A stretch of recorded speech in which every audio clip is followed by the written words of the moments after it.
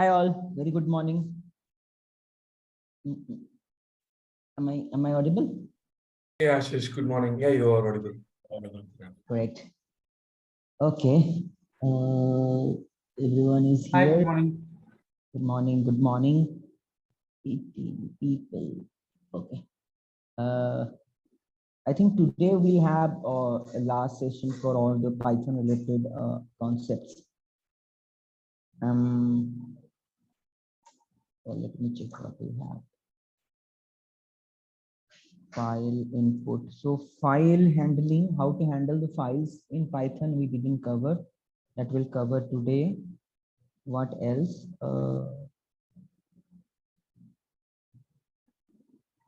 Directory management is there. Regular expression.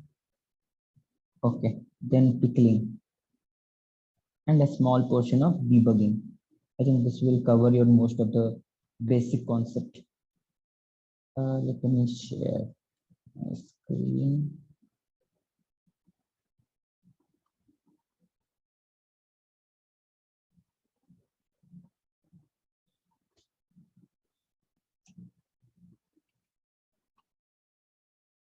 Okay, so this is only one file we have, but this is one containing so much detail, so that's okay. 19 people. Let's wait for another. Like, is it like usually people are not aware today is a session or what? Like, maybe.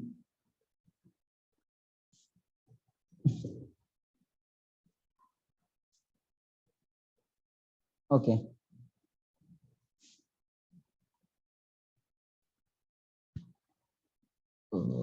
Any query from our previous sessions or anything that you want to discuss?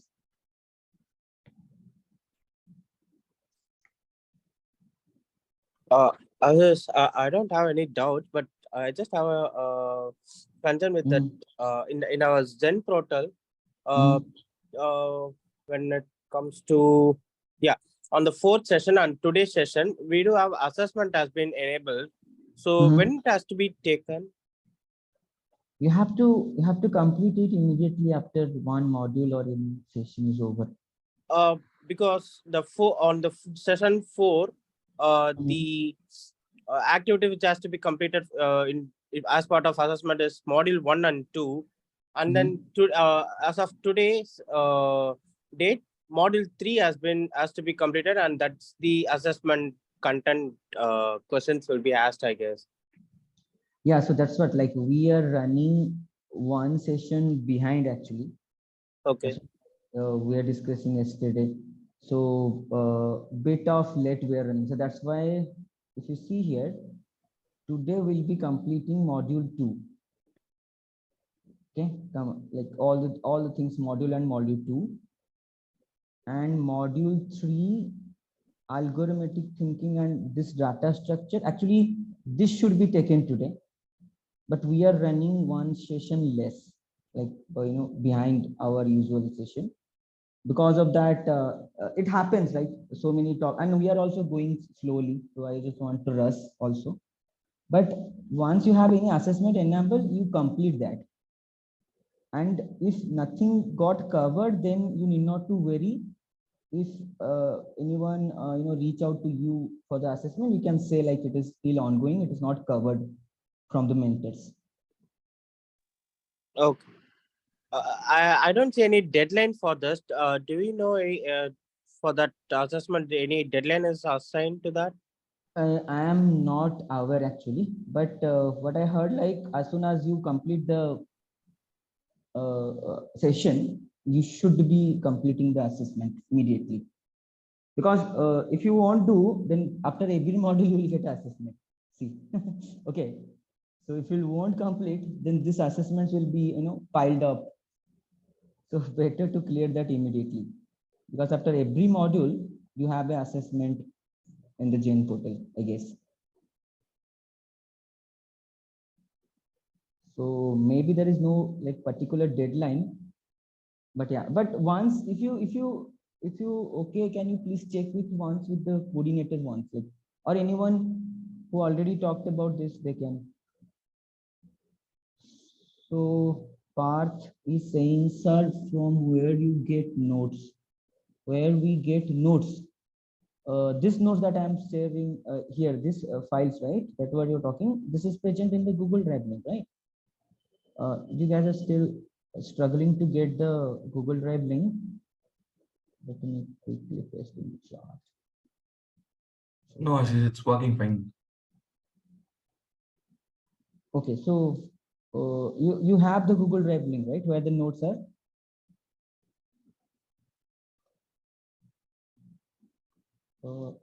No, okay, I got what you like. Yesterday it was Like started yesterday, working. it wasn't even mentioned in the Zen portal also for the yesterday's session notes. Like they'll be giving usually a link right in the Zen portal. I couldn't see it yesterday.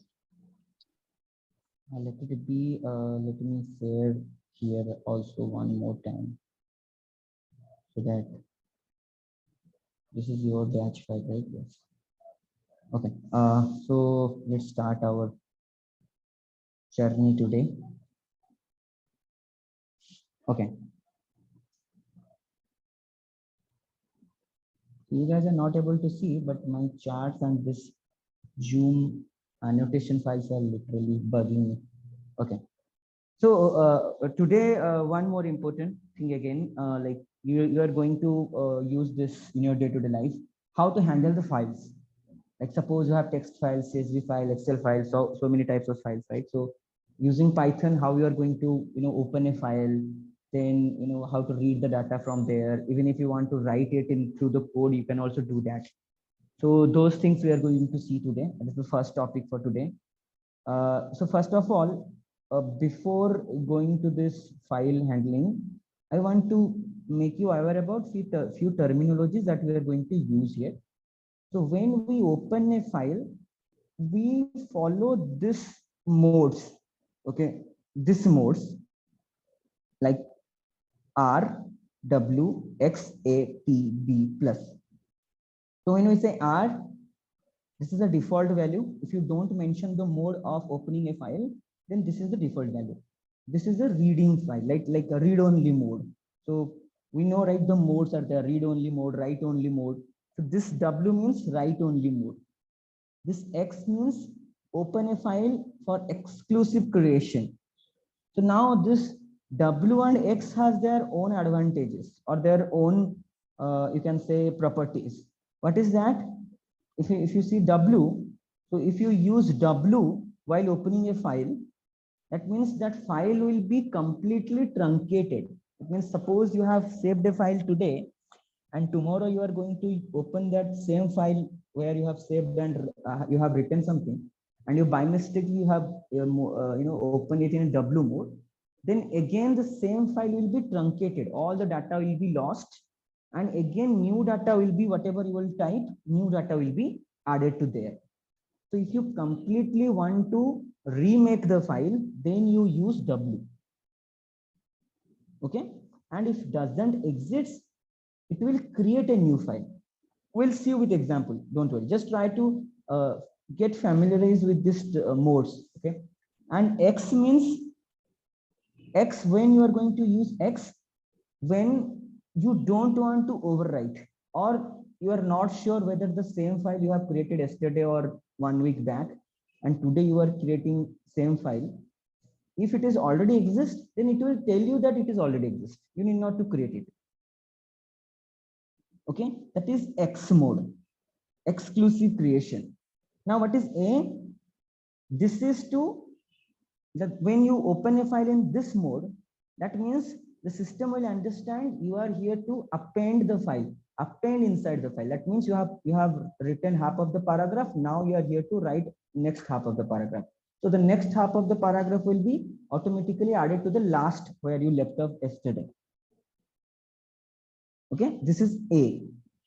Now what is text mode? So when we say text mode, that means our usual work like writing text and all, this is by default. So reading and text mode is by default. If you want to mention any mode while opening a file through Python, these two modes will be by default. Text mode to write something. Now what is a binary mode? Can you think of, can you recollect what is binary here? Binary. So when I say binary files, what does that mean? Have you encountered binary file in your work environment? Zeros and ones. Yeah. So basically, binary data are usually used in the image files, video, audio files. Those were basically which are not text, you can say. In one way, you can say those files which doesn't contain some text. Rather than text, it contains images or your audio, video.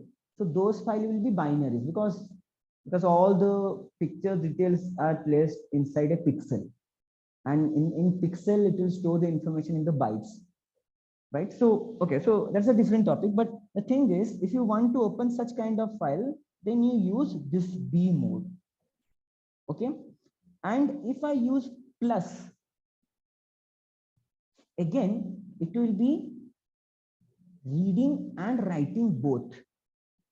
So can you now tell me, if reading and writing means plus, then why you are using R and W? Any wild guesses?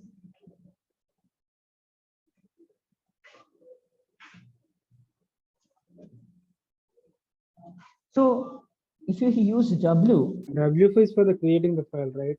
If the file is exist, okay, it will write. Otherwise, it will create. It will write, right? correct, you are correct. And most of all, it will truncate the data. It means it will by mistakenly saved your previous file and open it in W mode and start writing. It will erase all the previous data and start writing again. But that thing won't happen here. Okay, let's see with the example now. So okay, I have to do one thing here. I'll show you the example. So how to load file in Colab? This is the procedure, right? So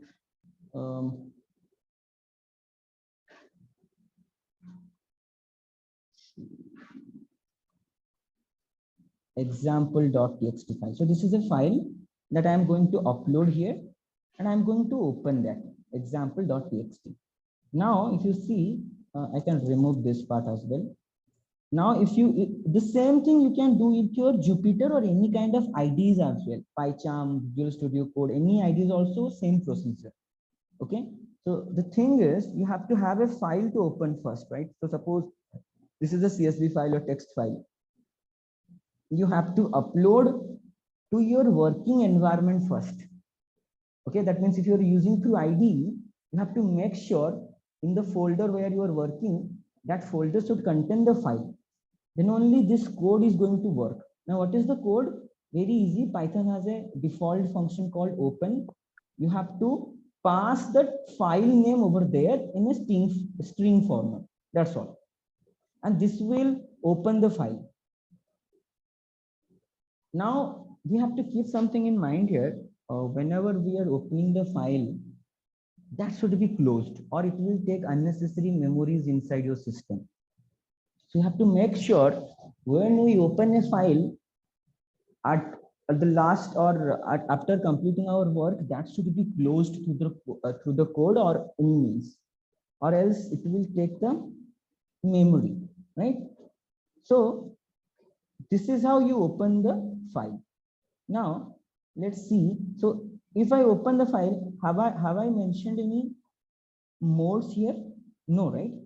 No RWX, right? So this is by default read-only mode. That means, okay. Now F is just a variable you have declared there. Correct. So that means all the information from here is now inside F, just to store. And we are going to see this, how to utilize this variable. And now whatever inside this text file, that is now inside the F. Okay, now let's try to. So when I say this is equivalent to read mode. Okay, when I say, so this one, I'll comment out this part. If you say, I have mentioned the modes here, open the file, but in A mode. Now A is appending, right?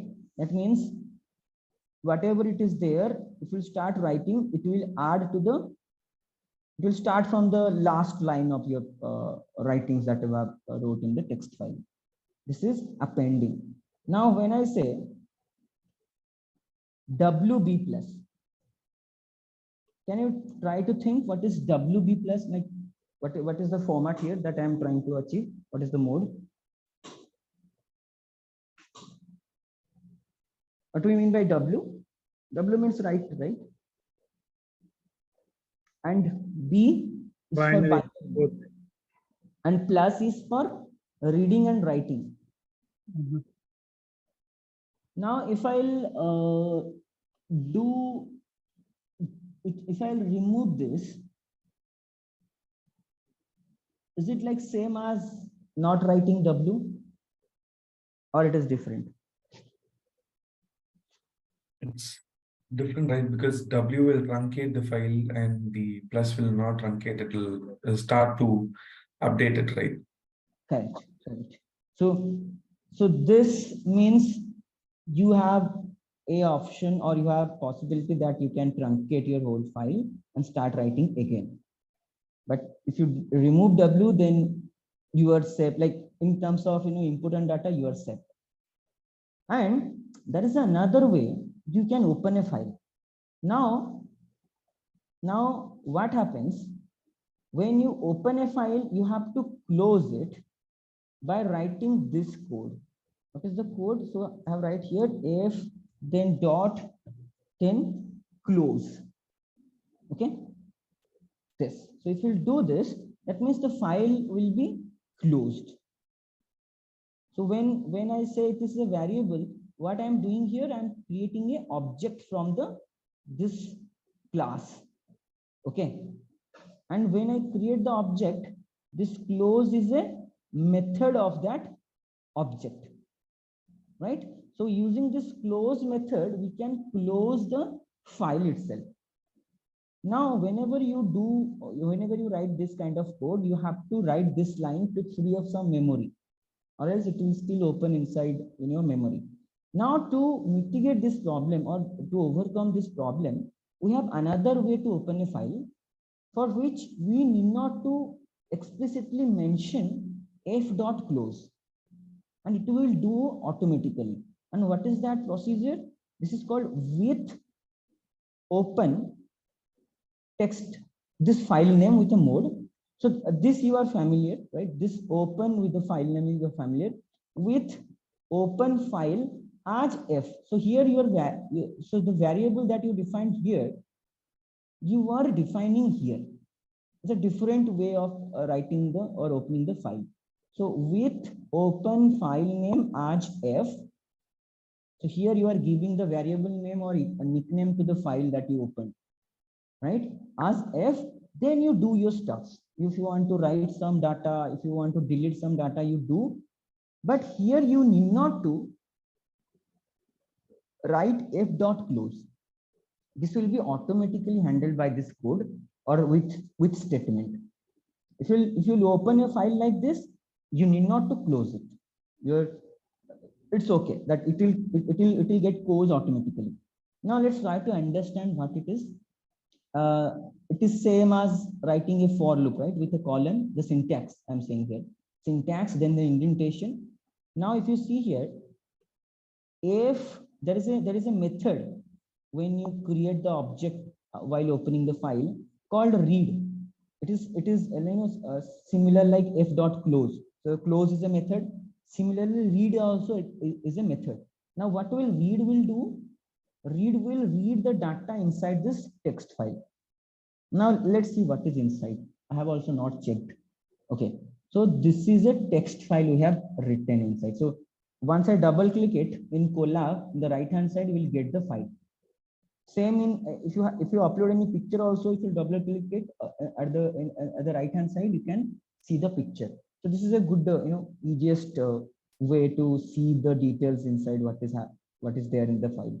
So the file I uploaded example.txt that contains a line called this is a text file. Okay, that we know. Now I did it manually, right? Now let's try to do it through code. So I am creating another variable called text data. Why I'm creating this? To store the content of the file. And our content is just a single line. So how to store? text data equal to f dot read method. That means it will open the file, give a name as f, then call its method read, and whatever the result after implementing this, we are going to store in text data. Okay. Now let's try to add some, add some line to it. How to do that? So this is for read. How to do? Write f dot write. So f dot read for reading the sentence, what is inside the file. F dot write is to write some sentence in the file. So when you say f dot write and you write this is some additional text data, then what is going to be, then what we are going to do, let's do one, let's remove this and let's run this. Now how, let's verify what we have. Can you see what happened? So actually this is not example.txt, we are mentioning it as test.txt. Okay guys, so example.txt is the example file here. Here what we are doing, we're opening a test.txt file. Now if you see, test.txt file was not there, but as we mentioned w, that means it got created because it was not there initially. If you see here another file dot test.txt got created, and this is because of, now let's try one thing. Let's delete this file. Suppose let's delete this file, and what I'm going to do, I'll remove this w. You think now the file is not there in my system. Let's see what is happening. Can you see what happened here?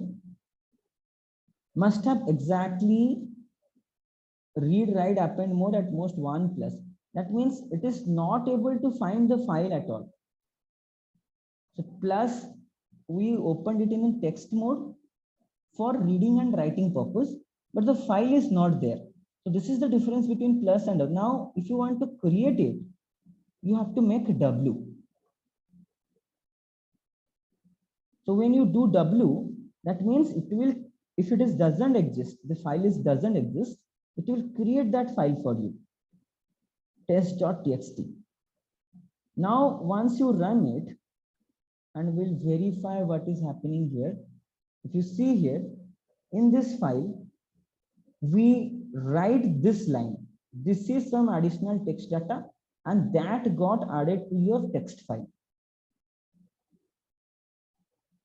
Okay, now what happened once you write this line in this text file?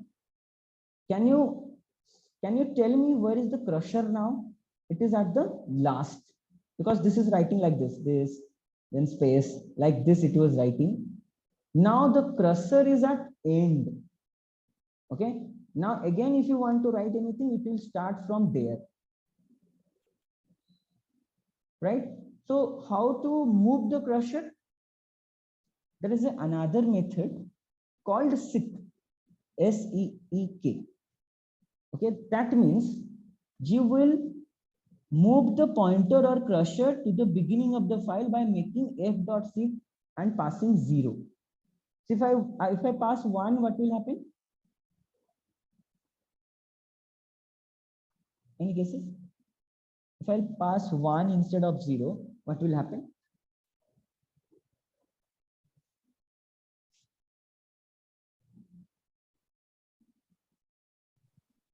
Go to next line. Cursor will move to the next letter or like the Next line or next character? next character. Yeah, next character. So that means if I make 0, it will come here before t. And if I make 1, then it will go after t. Okay, so let's do that. So if I'll do f.seek 0, that means it will come to here, like in files here. And again, if I'll write this, then what will happen? Let's see. So let's run this code. And now let's see the text data.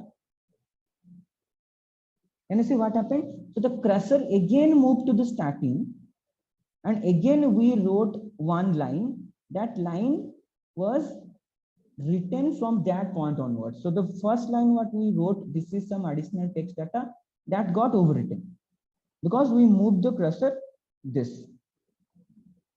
This is just simple examples to play with files and all.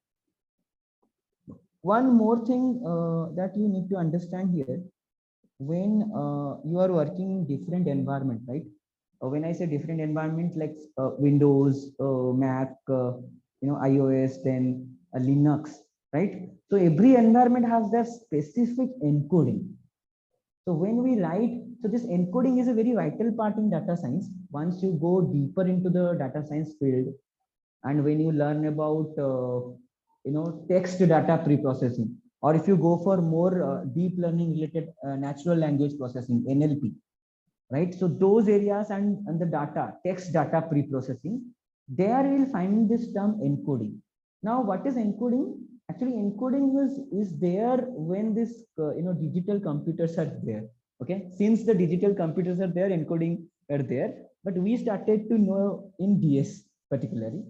So when we write any letter here in our computer, that is going to be encoded and stored inside our system in the form of bytes and bit, right? So that encoding is different in different environment called Linux and Windows or Mac and all. So suppose you wrote some text file, okay, in Windows, and if you will open in the Linux the same text file, maybe there is some format mismatching. Now there are different kind of encoding formats like what CP1252, UTF-8, like these are the name of the encoding that you need to do for your text data. Okay, so where are we using, Ashish, sorry to interrupt you. Where are we using that encoding? Encoding this one, right? Yes. So why we are using, because whatever we are seeing here, actually the characters or letters in our system, it is not letters actually. These are in the combination of bytes and bits.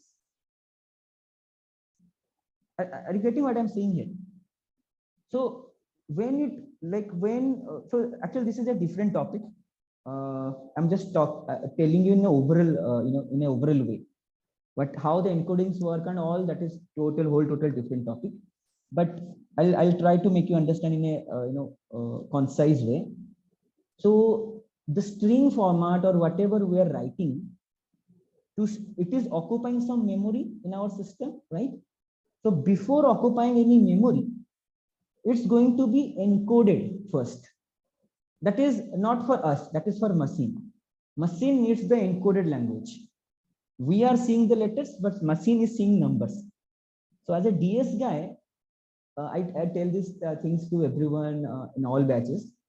We are here to make machine understand. That is our ultimate job here. And that's why Ashish, 1 second, Ashish. Here I have one small doubt. Yeah. You are saying that the machine is understanding numbers, correct? Yeah. But the machine understands only zeros and ones language, right? So how can we like correct. So that's what the encoding concept comes, right? So the encoding will encode the data in the forms of zeros and ones or in the form of bytes. Are you getting what I'm saying? So I didn't get you, Ashish. So that's why I'm saying this is not a small topic to discuss here. So how the encoding works, that will like if I try to explain how this works, like the logic here, this is going to take 1 hour. Okay, so try to understand this.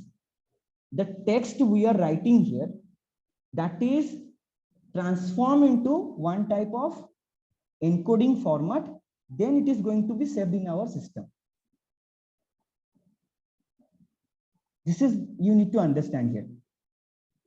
And how this is working, this is a whole different concept, not for this session, to be honest.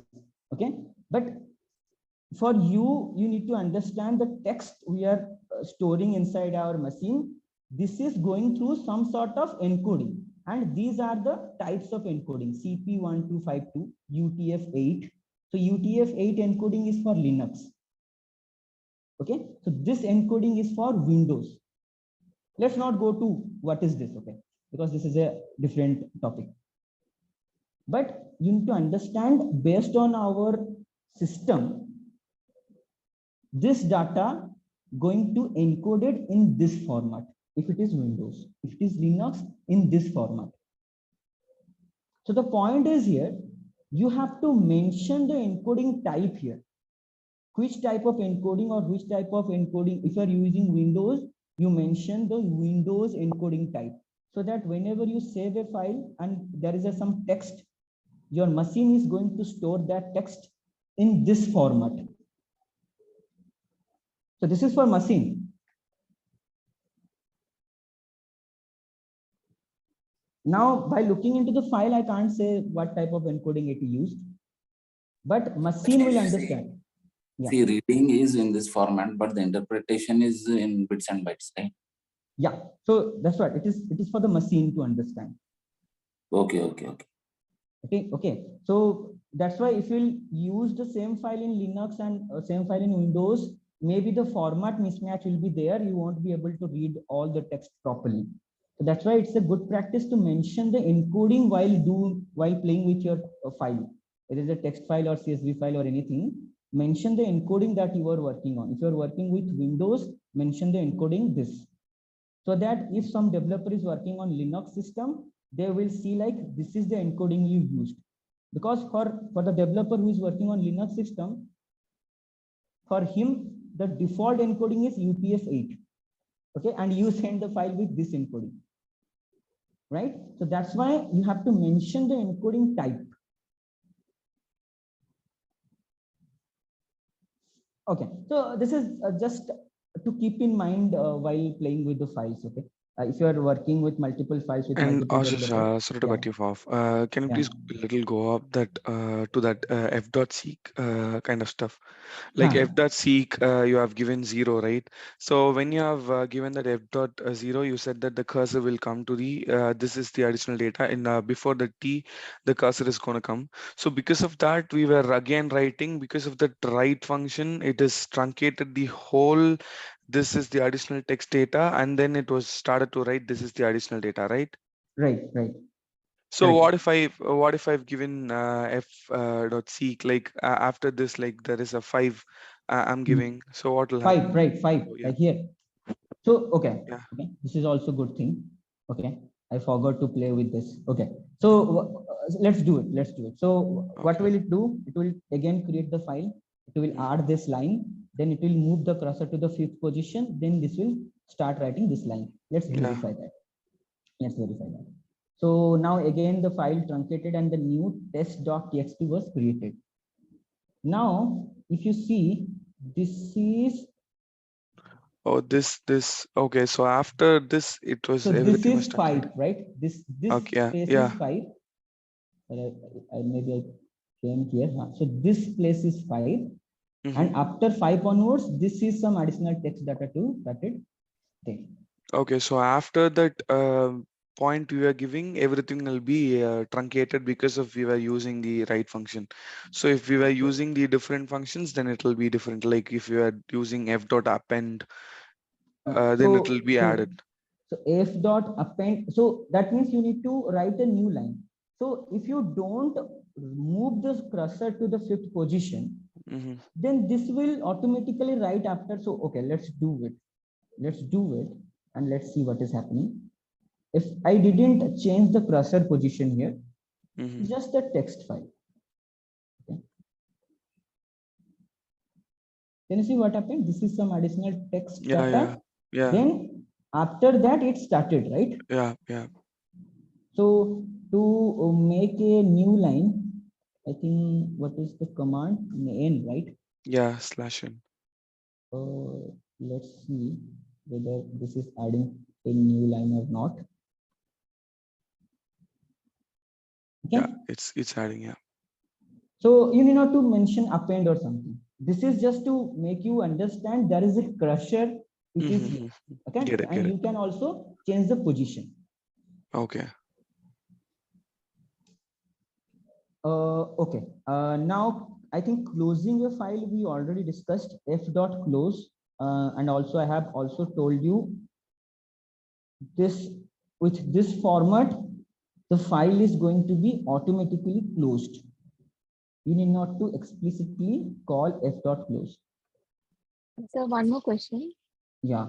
Like we have used this f.seek, right? So in case we have a very large file, so if you want to add a particular kind of text in between that file, so it will be very difficult to know. We'll have to count, right? It will be very difficult. Yes, that is one thing, but the most probably you are going to work with lines, right? Not in between some lines you started writing. That kind of work is also like, either you append new lines to your existing lines or something, but going to the middle of the sentence and do something, that is also a hectic task if you do it manually, isn't it? Yeah. Yes. So just to make you aware the functionality that we have, Okay. so that Okay. even if in future, maybe I'm not able to tell you all the things, but even in future, if I have any requirement, you can use this stuff. That's the motive here. Okay, sir. Thank you. Okay. What is this writing to a file? We have this. Okay. So we already did this. Okay. Got it. What it is? It is to showing you that this you need to write to open a file, write, then close. Okay. But with this, you need not to close it. And let's try to run the code. This is the same file, right? Test.txt. And containing this is the first line. First file contains 2 lines. Okay, great. Now how to read it?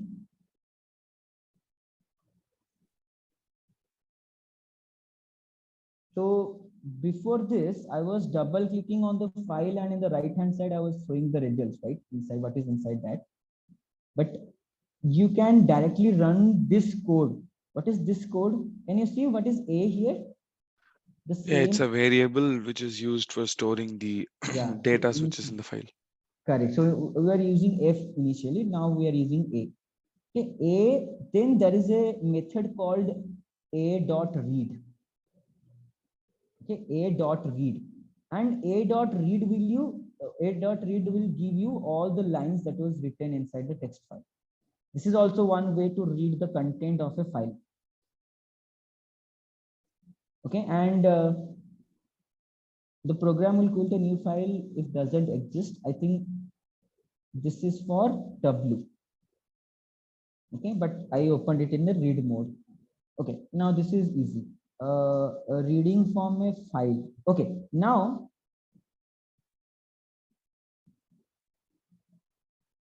this is to read the file. I think this also we are covered. Maybe making people understand, I wrote the same code multiple times. If you guys want to modify the file while you are going through it, please try to do it. Maybe some things are written twice. Okay, if you see, there is another method called f.readLines. Now what is the difference between read and read lines? Can you see the difference here? F.read and f.readLines. It was reading the file line by line. I think it was giving the extra space and all those, like one line after the one line. It was right. So if you see here, f.readLines is returning one list to me.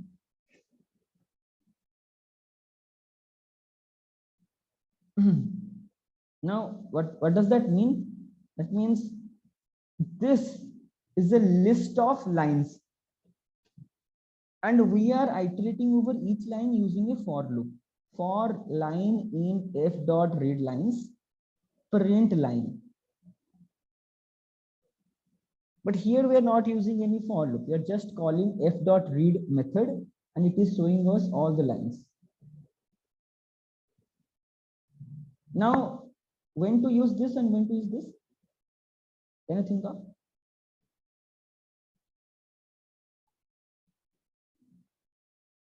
It is also giving me same result. But what is the benefit of using this and this? So if suppose you want to modify something in a particular line, how to do it? Because this is at once, it is giving everything, right? But here you can access line by line using a for loop. So even if you want to amend or append or delete any particular line, you can do with this for loop, isn't it? Yeah, like you're saying that if I want to delete or something, I can pass the argument in that f dot read line. With that, when the word comes in, I can delete it. That's what you're saying. Yeah, we'll see with one example. Okay. Don't worry, we'll see these things. Actually, I made this as an assignment, but I thought like better to resolve here because you have so many other things to go for. If you see here, f dot read lines is returning me what? The list of lines. And when you use a for loop, it is giving me the lines. Okay, now one small assignment. Create a file called assignment.txt. You have to create a text file. You have to add 5 lines as line 1, line 2, line 3, line 4, line 5. Then you have to delete line number 3, then append line number 6.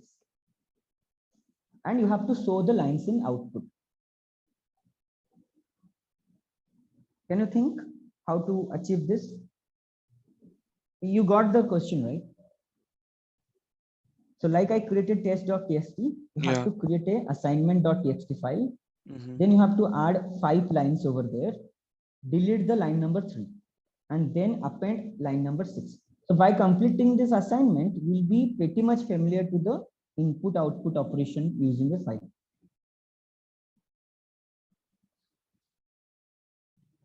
Ashish, can you hear me? Yeah. Actually, so one request. If you write the fresh code, actually it will be more clear. Yeah. So in this document, it will be little difficult to understand. Actually, when you are editing the document, actually. So if you write the fresh code for the program, whatever you say, explaining, that will be more clear. I think it's my opinion. I think. Oh, this thing, right? Yeah, whatever you are explaining, that is okay. If you write it again freshly, that is more clear. So when you say freshly means you want me to run this code and show the output, right? Not like what is No, not like that. You are already written, right? Oh, this one. Okay. So While that's what I'm explaining, saying. if you write it again, so it will be more clear. I'm not actually getting you. You want me to Actually, write you the have written code? the program already. You have to frame the Okay. Again, you want to like, okay, you want Yes, me yes, okay, like this, huh? Yes. Open like this. Yes. Okay. So see, that's what like it is for you. If you will write, this is for beneficial for you. If I will write, this will again make me practice. No, actually, so it is when you are explaining that, at any way, Like you this, are huh? editing the document, right? Yes. Okay, no worries. We'll try to do that, and you also try to do with me so that it will practice you. Can you do this for me? Can you try to complete this assignment for me? Then I will show the results to you. Just take 2 minutes. Yeah, now, right? Yeah, right now. Okay. So you are trying to make me write the code. Now I will try to make you write the code. Okay. Please write.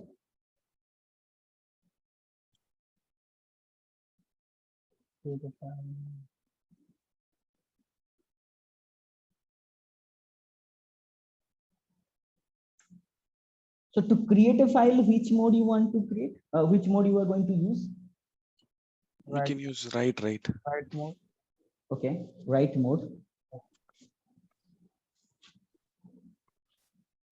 Ashish, can you please a little go up so that we can refer to the code and then we can write it. Sure. So there are so many, right? Yeah, this one will be fine. Yeah, fine then.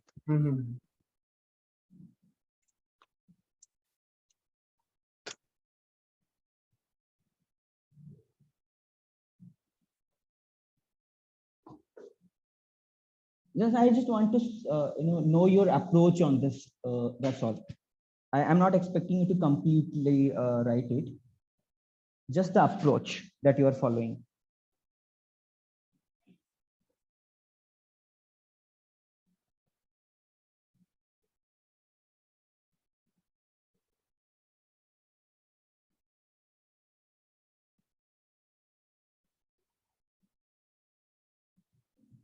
Let me check. I think there's some questions in the chat. Oh, no. Okay.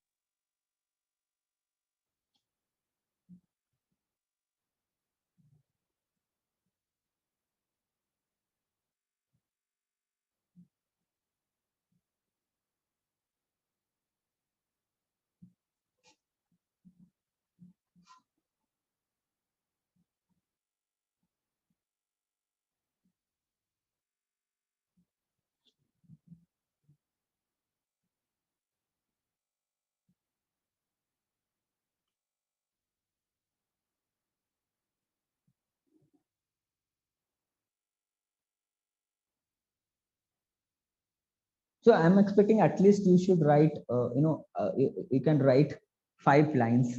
I'm not expecting you to delete the line. If you'll do that, that is good with a logic. So this is the same thing when you are retrieving the create another one, then we need to use that append method, I think, or adding that line. right. And what we need to do for delete? See, 5 lines you can add like this, right? F dot write first line, second line, third line, right? The main catch point is here delete. Okay. So I think you have now played something with this. Now I'll show you. Yeah. So now I'll show you this. Okay. You are right when you said append and remove. That's what I was expecting. Now please see this. Okay. Now please see this. With this line, I created the assignment.txt. With this, I wrote 5 line to the assignment.txt. This is clear. This one, f dot write. Yes. Okay. Now, once I did that, reading the file and storing the lines in a list. How to store the lines in a list? That is, Read open line. the file, read lines. So now this lines variable will contain what? Lines. List of lines. List of lines. Correct. Correct. So if you see here, lines, what I have? A list which contains line 1, line 2, line 3, line 4, line 5. Right? And to delete the line, Remove. lines dot remove the line that you want to remove, line 3. Okay, then what we need to do? We need to append another line called line dot append line number 6.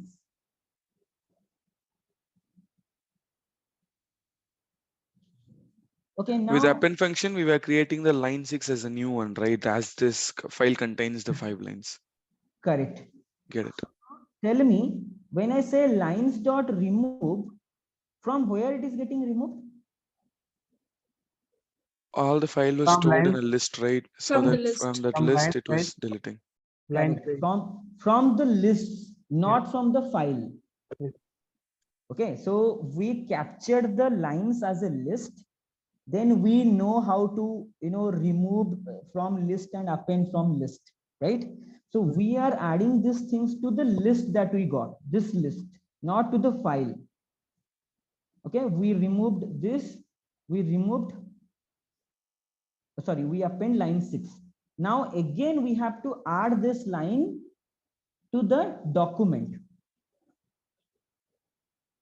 With open this .txt for line in lines. So our list is lines, right?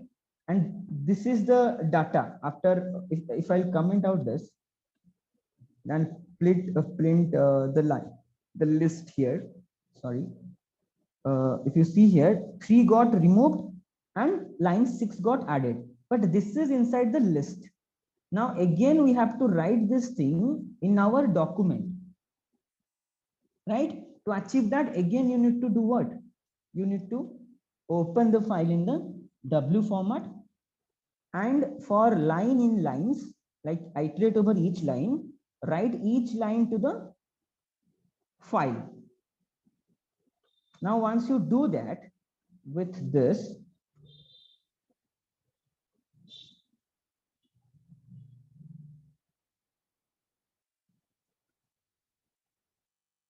now Understood. line 1, line 2, line 4, line 5, line 6 are there. Did you get how we achieved this, or any query on this? What is it strip actually? Actually, that then we have added the line 6 and we have appended to the file. Whatever the file we have read prior to that, right? Correct. You're right. So this actually, Ashish, sorry, actually, the saving is a part of this close, right? Because we are not saving explicitly the file. so closing, right? No, actually, I'm asking about the saving. We are not saving the file, right? It is a part of closing, right? We are saving it, right? So if you see here, it got saved in our system assignment.txt. No, we are not in the code to write the save, right? No. We are not writing code for saving. It is automatically. Done, right? Correct. Yeah. So sorry, actually, your voice is a bit lower, no? So it is very difficult for me to understand. But okay. yeah, Maybe I have network issues, something like that. Yeah. So sorry. that's what. Yeah, no risk. That so is what fine. is meant by line dot strip? Line dot strip is here. See, because of you guys, I already made this note. Using strip to remove the new line character. That means what? This one, or any extra space or something like that at the end of the line. Are you getting any unnecessary space or new line character or any unnecessary thing? This line dot strip will do that for you. That's why you are seeing line 1, line 2, line like this. Please, excuse me. Yeah. Before that, we are seeing that all lines in the list format. This for using now with open assignment or text in write mode. That f dot write of line, which we are seeing this in the file format. This is the difference between the list and normal file mode, right? You are writing for this. Correct. Okay. Because our original task is that, like, in the file we have to do all this stuff, not in a list. Okay, and the one more thing, sir. We are deleting the third line, right? If we want to insert the third line again after 3 means, what we have to do? Again, you have to collect the lines in a list. Okay, and once you have the list, then at the required position you insert the line you want to insert. Suppose index number 3rd you want to insert a new line. So in that list, index number 3rd, you can append something, right? You know how to deal with list now. So you want to add something in the index number 3 in a list, you can do, right? How to do that? Okay. So if this is my list, sorry, LST is my name of my list. Then if I want to add something in the 3rd index, what I need to do? We need to 3 index 0 2. Okay. 0 1 2. So as I say, Python 3rd position. Okay, then assign the value or assign the line that you want to add. Line 7, suppose, right? Which new line, right? So this will add this line in the list. Now again, you have to write a for loop to access all the list element and add to your text file. Yeah, okay, sir. So 3 things happening here. One is to get the data from text file, put it in a list, then modify inside the list, then again append that or copy that list to the file by using W. So W means truncating the old data and assigning the new list file. New list. Yeah. Okay. You got it, right? Yes. Now I got it, sir. Please once more explain the difference between the read and the read line, sir. Okay. So let's do with one example. Okay. We'll see with example which file I should consider. This file having one data, right? Okay. Test.txt. Now tell me how to open a file. I'll write the code. F equal to with open file name Or With with open, open then file file name file name test.txt. text.txt. R mode. Sorry, then We need to mention the mode, right? yeah. Okay. If you don't mention R mode also, that is by By default. default it is taken, right? Okay, but for you guys, let's do it. Okay. As what F or anything, then F dot read. Right. If F dot read is this, right? Yes.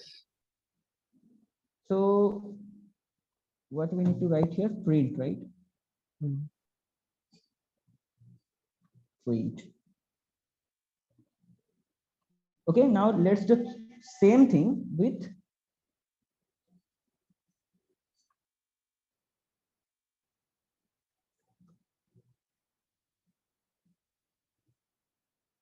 now there is another function also there called read line and read lines. Okay, so read lines is to read all the lines. Now if I do this, what will happen? It was reading all the lines with the like new lines. Whenever the spaces were ending, or else whenever the lines were ending, it was reading it actually. Reading it, but storing this in a list. Oh. Yeah, that is a catch here. But here you are not storing it, rather than just printing it out. Oh, okay, sir. Through this only we can able to append or that already we have told that insert the third line means through this we can do this. Correct, correct. So if you want to do some modification in your lines and all, better to use this, because this is giving you a list of lines. Then using list you can do your stuff. Then, but you have to make sure after you edit the list, you have to put back this list to your file. Okay, sir. And what is f dot read line? Single line. Single line. Okay, okay. Okay, sir. Thank you. Ashish, Now, one thing here. yeah. If you want to read the n number of lines, if the file contains n number of lines, then how can we read that?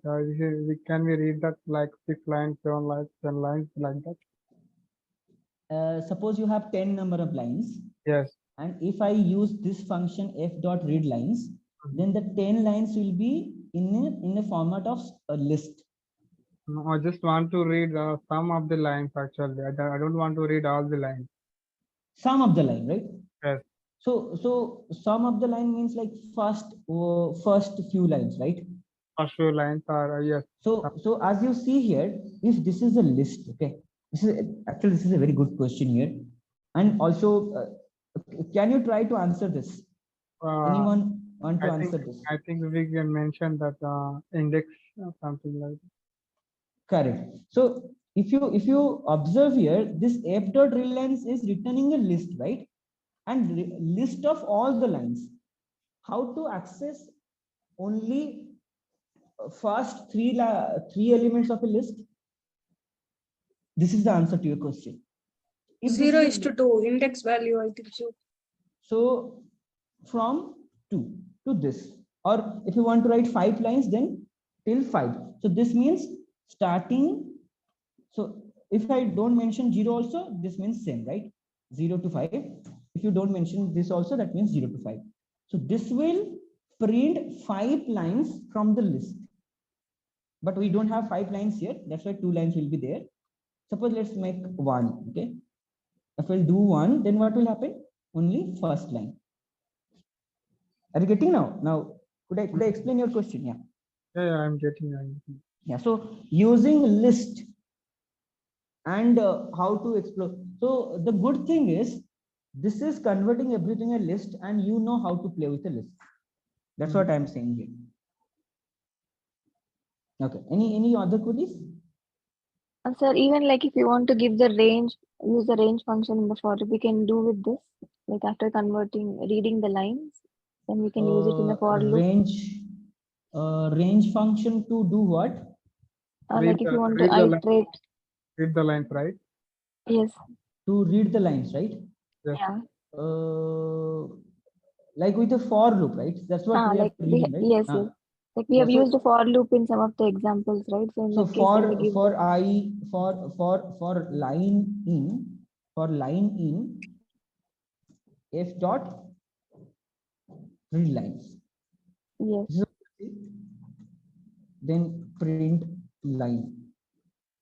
I'll comment out this. This is what you're saying, right?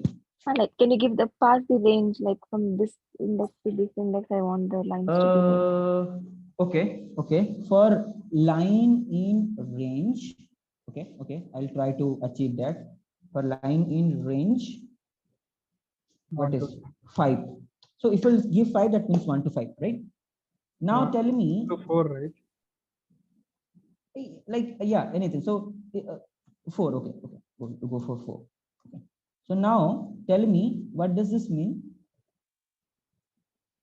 Reading the lines from the 1 to 4. Not so here I am writing just a for loop. Hmm.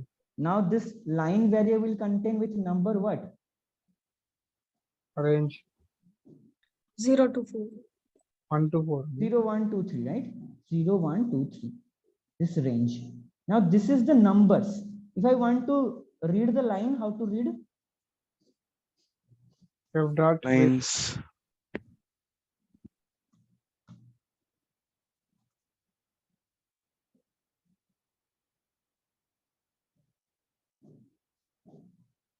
I did some mistakes. List out of range. Yeah. Why this is list out of range? Because we have 2 lines in that text file. So I think again it will throw error because this is 3, 0, 1, 2, right? So you have to give 1, 0 and 1. Now this will work. So sorry, this one you have to write print, then this.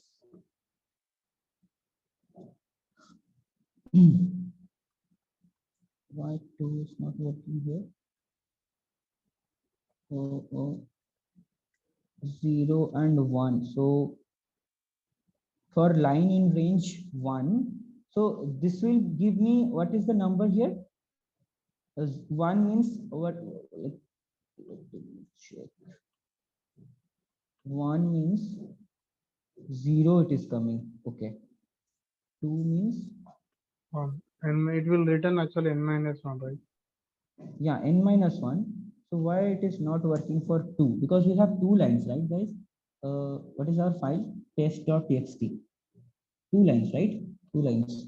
So 2 means 0 and 1 index we are trying to access. And if we'll do this, list out of range. So list is getting, what is our list here? 2 items in our list, right? Why were able to? Okay, guys. So are you getting using the range? How I'm trying to? So that logic you are getting, right? Can you add the one more value or two values to the list and can you try? Yes. So, but the list is coming from the file. It is not defined by me. Can you write in the file? Sure, we'll try to do that. Okay, it will be The more first. clear, I think. Anyway, So I think this assignment file will good for us, right? any file, it can be any file, right? 6 file. Yes, Just a 6 line. So here, let's do it. Assignment txt, line 1, line 2. So what is our original task? Using a range, we have to print the lines. yes.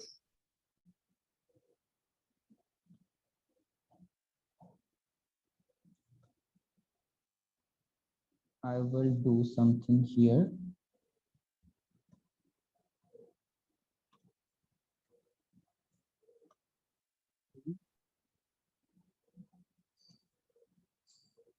Just a minute, guys. I'm trying to use my sense of coding here. Okay, just a minute. I think in the first time you have to mention the variable length, right? Not variable. So f dot read lines is getting me. This is a challenging question actually. So if I'll comment out all the things and I'm printing this f dot read lines, this is giving me list, right? How many elements? 1, 2, 3, 4, 5. So the length of this is 5. Range of 5. Then why it is not? Let me check, guys. 5, right? So when I say length of f dot read lines, this is 5, right? So why it is not working? -1. Oh, sorry. Here not -1. Here you have to write -1. My bad. Sometimes we do some silly mistakes, and because of that we bang our head. List out of range. List out of range. So everything is out of range now. Why? Let me just check, cross verify once. If this is a list, guys, you're understanding, right, what I'm doing here? No, why did you, in the first line, why did you write that f dot read length? There is a length function, right? Alien, that is the length of the list, right? So We can length, able to give 4 for 0 to 4 means 5. We have less than 5 numbers. Do we can give 4? so instead of this we can give 4. 4. That is simple, right? That is simple. But this is not working because it is telling us the list index is out of range. So this is I'm not getting actually. That's why I'm using my all the coding sense here by writing length and all. If you see here, this will generate what? 0 to 5 number, right? And when we are trying to access the first element, it is working. So if I'll make it 1, 0 to 1, 0.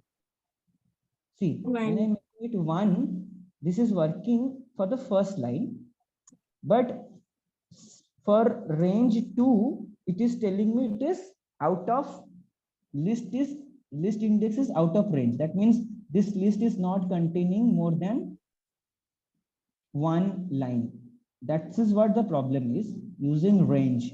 But something we are missing here. That I'm sure. What I'm missing here?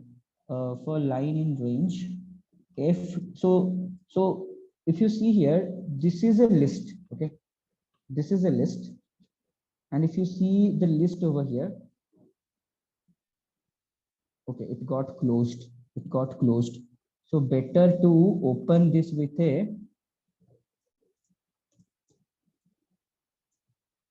without closing.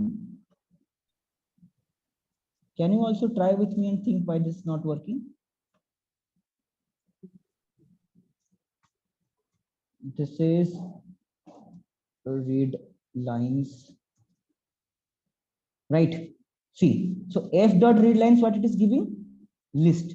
So when I want to access first element, what I need to write? 0 here, right?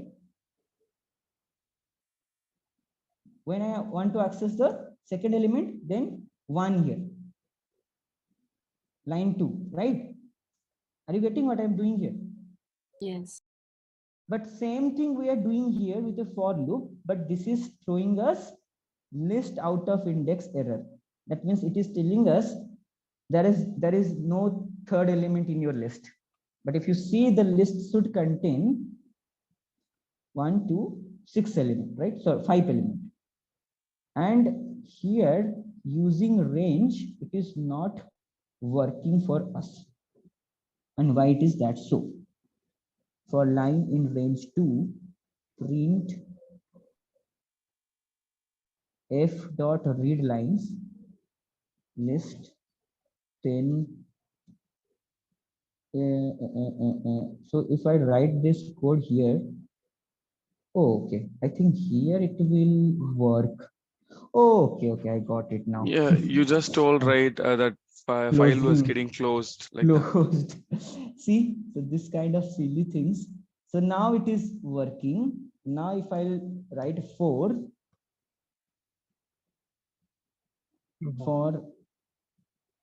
Okay. List index, again it is throwing the list. So is it Yeah. getting close somewhere or what? For when we're writing the for loop, maybe range, using range function. So how we are printing the other things? How for line in f dot lines, print line. So okay, by indexing it is not working. By indexing, so range function is create index number for us, and by indexing this is not working. But whereas if we'll use for line in f dot read lines, it will work, which is like that we already saw. But someone asked this question, right, to use the range function, right? What I need to write here? Line. Line. So this is working like this, but if I want to access it through index number, this is giving me list out of index. Can Now you this try is it? Sorry, I want to yeah. ask a point. Actually, can you try it through the read line? Read With the line. range, with the range, with the range. So first of all, we need to understand what is read line here. So what is the read line data? It will only read the one line in the One file. line. And if you see here,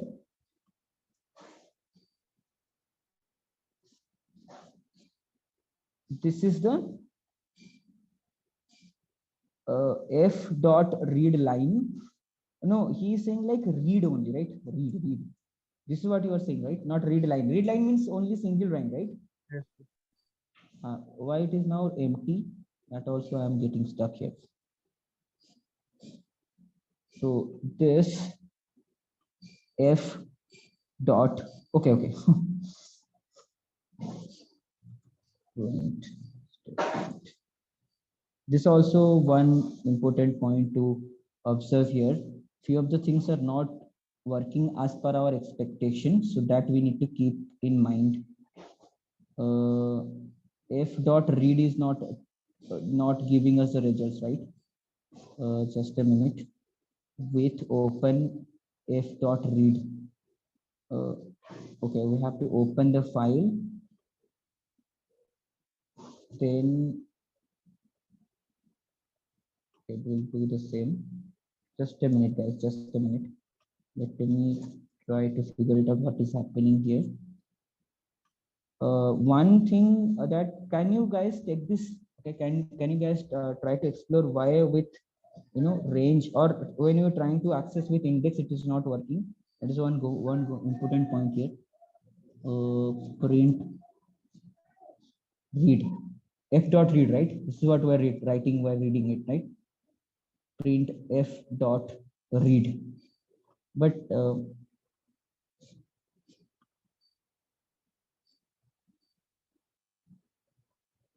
now this is not a list. Okay, so that's why we can't use a for loop for this f dot read. So you asked to use this, Then we right? can, yes. So what is the type of this data?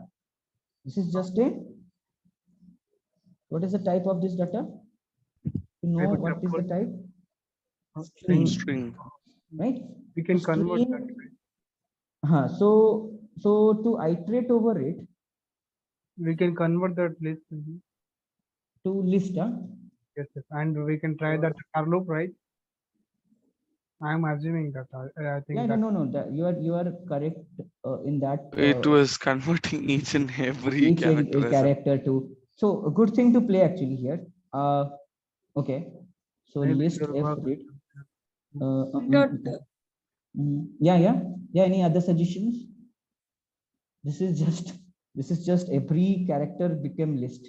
We Okay, can store so that in the variable, and that we can do it if we convert that that.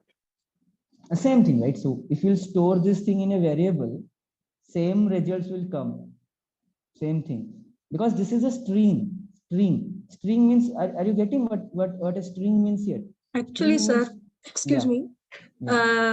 Actually, these to clarify these confusions, Can you please explain first create a file and we convert in a list read lines and we are adding some append or somewhat just simple calculation delete or somewhat. After that we are converting again into that file string format. You told me now once you do in the sequential order, we can able to understand easily, so that we can able to do ourselves easy. We have to go this way like that. Can you do for this?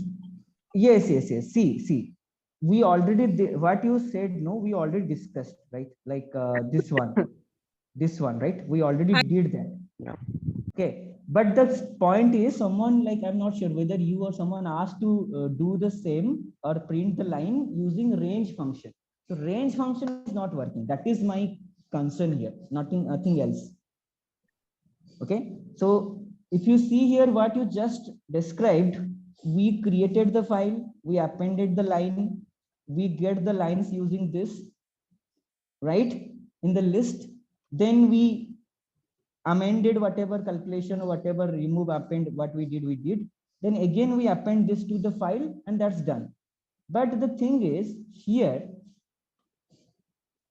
for f line in lines or here, if you see here, just 1 minute, if you go up and see f dot read lines here, if you see this one specific code, this is now working. Why? Because this list is iterating through line variable. How we iterate over a list, we are doing it, but the same thing we are not able to achieve through range. That is the concern here. Sir, if you want, you can take it in the Q&A section also at the end if you. Yeah, right. You're rightly said. Now the time is passing. Or what I'll do, we'll take this as our home research, and we'll do the research and come with the answer. Right? Sure. Good question. Okay. Right. Okay, guys. Okay. So it's a bit late now. No worries. We'll do. But you got some overall idea, right? How to append and all. Yeah, we do. Now Python directory and file management is something related to operation work or like engineering work, for which you need to understand few of the command here, which is called let me change let me show you what is happening here. So if there is a large number of files to handle in a Python program, you can arrange your code in different directories. So that means this is one of my directory. Okay, and here I am storing the files. Now if I want to rename the directory or want to add some of the data or want to delete this directory or this folder, I can do it through Python. But for that, what you need to do, you need to use a library called OS, which is inbuilt in Python. You need to install it. That is called OS. OS means operating system. So this library means operating system. Now, using this library, you will be able to play with your directories or folders and the files inside that. Okay, now the question is OS dot get CWD. What does this mean? Get current working directory. Get CWD. This method will tell you right now what is your current directory. So when I play this, what is coming here in Google Colab, this is content. So Google Colab is only having this space, right? Content space, right? If you run this in your laptop, in your IDE, then you will get the exact path where you're currently, like C drive, D drive, or E drive. Is it clear, this part? Now, once you are inside a directory, how to change the directory from one to another? Okay, so if you see here, what is my current directory? Content. So this space is content. I want to go to which directory? Sample data, this folder. And how to do that? os.chdr. Chdr is your change directory. Okay, change directory. and there you have to mention the directory path altogether. So where I want to go, I am currently at content directory, and inside content directory, there is another directory called sample data. I gave the whole path there. And now if I'll run this, I will go back to, so I am currently now which directory? Sample data directory. Now how to verify that? This is by calling the same method again, os.get current working directory. If you now call the method again, it will tell you what you are now inside sample data folder. So it's kind of in the command prompt, we'll do that CD wala thing. Right. That's the right. Exactly. So using Python, you can do that, but Okay. you need to take use of OS. Now, why we are saying this? Because if once you go for some projects, you have to store the data, right? If you are going for text data or image data, you have to store that in specific folders, right? This is the image folder, this is the text folder. So there you need to be aware about the syntaxes so that through the code, you will manage that. Because clicking on the folder and going with hundreds or thousands of data is not a feasible task. So using code, you have to do that. Okay. Now, suppose I have a train data. Okay. And suppose I have one folder called data. Inside that folder, I have two more folders. What is that? Train folder and test folder. Train data will be used to train the model. Test data will be used to test the model. Now, how I will know through code, what are my all directories, what are their names, what type of directories are there, what type of files are there inside the folder. How to do that? You can use, again, another method called list directory. List directory will tell you what files and folders you have currently. Now, what is my current directory? Sample data, right? And if I pass os.list directory here, os.list directory, then os.get current working directory. What I'm getting here? Can you see what I'm getting here? Yes. These things, the files and folders which are present inside this folder. Right? So using this, if you imagine if you have thousands of CSV files, okay, you can't go and check one by one. So write a code, keep all the file names in a list and try to access the required file from your list of file names. Now, if I want to open this file, what I'll do, suppose this is a text file. Let it be. Suppose this is a text file. First file is a text file. How to open this text file? Now, what I'll do, as this is giving me list. Now, making 0 will give me the first file name. Okay. Now, what I'll do? Open. F equal to open. It's open. Okay. So that means using code, you need not to give any file name or copy these things. Just list the directory and get all the file names and give the file names in the open path. Just for example, there is so many other uses you are going to encounter when you go for image training and all. There you have to train image by passing the image name to the model. So model will check the folder where the image is present, and from the folder it will pick the image. Okay, there you have to use this OS or you won't be able to complete the task. Any query?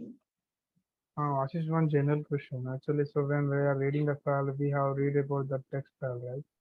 So the same format is applicable to every file? Correct. Every file. Every format, CSV or JSON or any format. Any format. Open the file name, you will get the content. But the format will be a bit different because CSV it is comma separated value, right? No, format will be different, but whatever that it discussed. Procedure is same. Procedure is same. That's what I'm asking. Yeah. Correct. Now, how to make new directory or make new folder? So this is for existing folder. How to create new folder? This is called mkdir. That's in the Make directory. Okay. Make directory will create a folder for you. Now, if I'll do os.make_dir test, what is going to happen? Test directory will be created. A test folder will be created. Where? That is the important question. Where?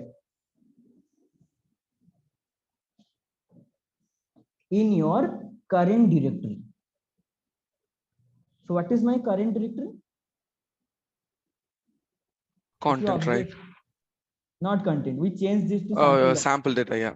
And this is my current directory. Now, if I'll do os.make directory test, okay, I'll not change the directory. If I'll do like this, then here test folder got created. And if I want to create it here, just in this directory, what I need to do? I just need to change what? The Directory. directory to from this folder to the by default folder, that is content. So if I'll do like this, Will this be saved in the C drive or D drive? Where it will be saved? so this is in Google Colab. In So if your I do it on my PC, your PC, you have to mention the path there. Where, so suppose you are changing the directory, you have to mention C, then column, then the folder name, that like how you change the directory. we have So to define the file path. Huh? Correct. File path, exactly. Same, that is the term you should use, file path. So if you see here, so this is actually the drive here. This is like in Google Colab, this is the drive, this is the content drive. That is like C drive and D drive. And if you see here, I changed the directory to the default directory that is called content, and I created a folder here, os.make directory test. Now this test is inside the content directory. Now again, you can also append the or you can add the value to this folder using using this os.change directory, make directory, and all the stuff. Now, how to delete the directory? os.remove. So suppose I want to delete this test directory, then I just need to mention os.remove, then test.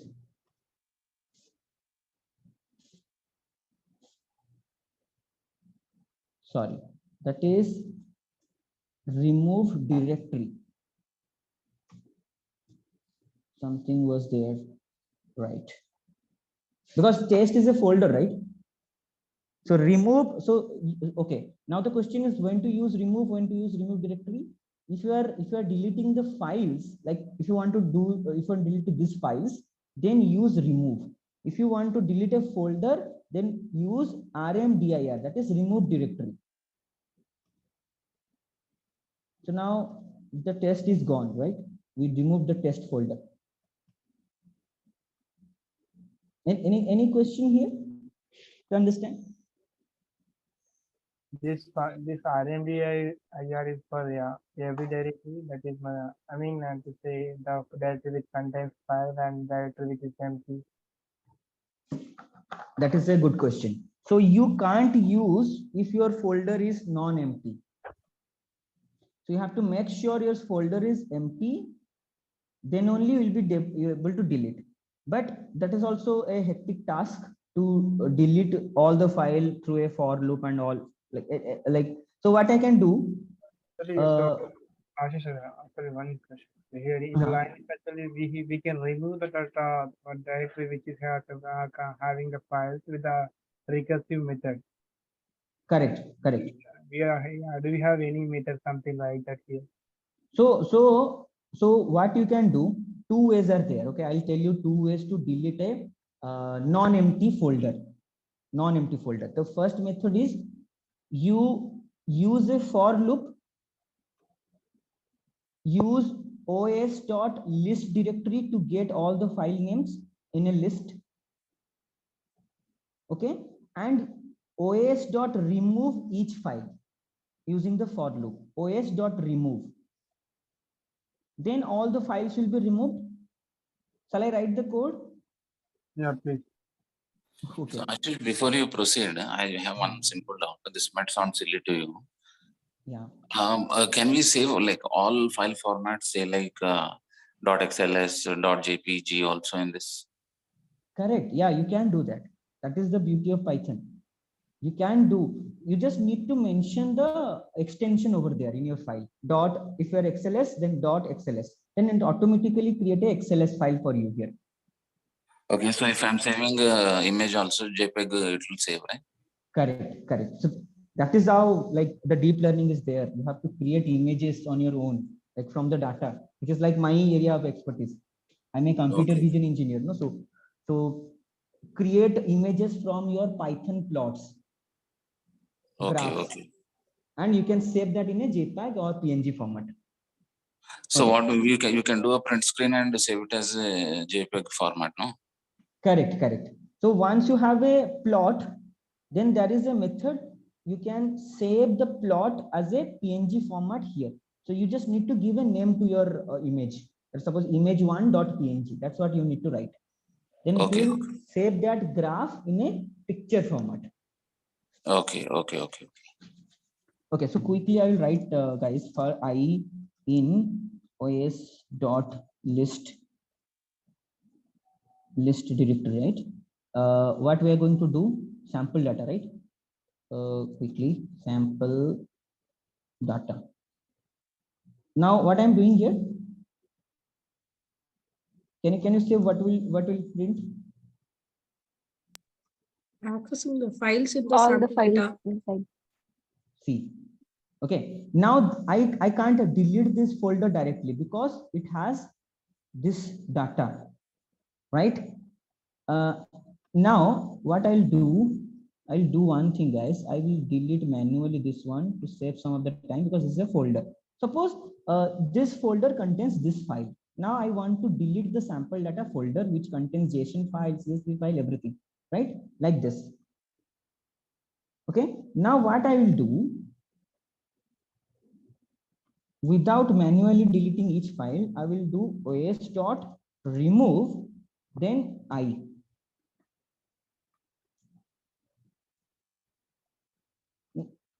Are you getting what is going to happen here?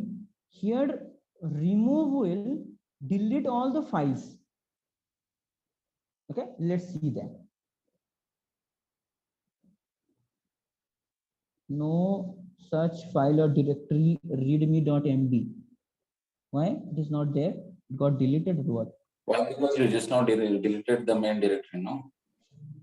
No, I deleted an empty folder that is called test. Remove I in, so it is, oh, just a minute. Just 1 minute.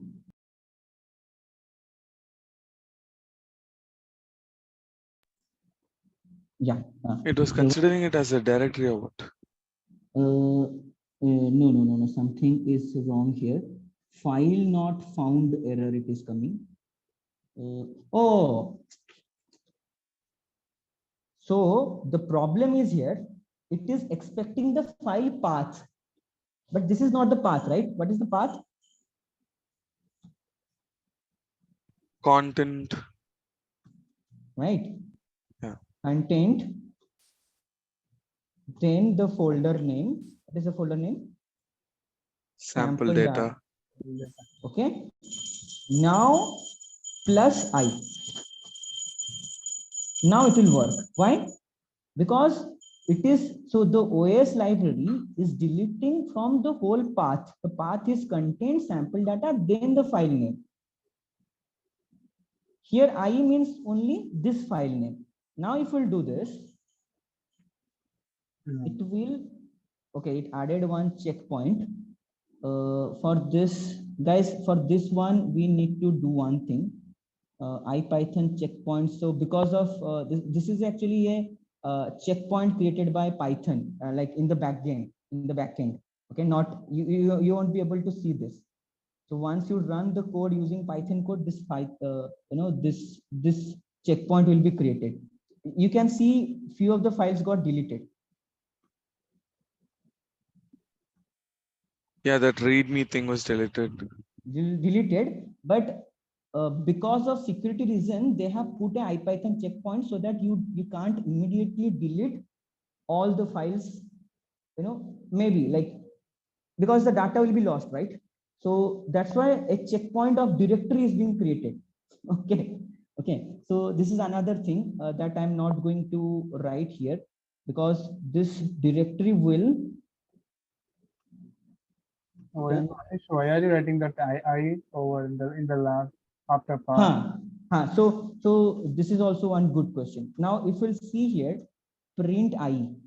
What is printing it? See guys, here one checkpoint folder got created, which is causing the issue. Now, if you see here, exclude this one, just ignore this one. What is this? This is the file name, right? This is in the string format. Like this is a string data. And to remove any file, suppose I want to remove this file, what I want to write? Copy path. If you see the path over here, it is content sample data, then the file name. So to achieve this full path, what we are doing, we are creating this string, this part, content sample data. Are you getting what I'm saying here?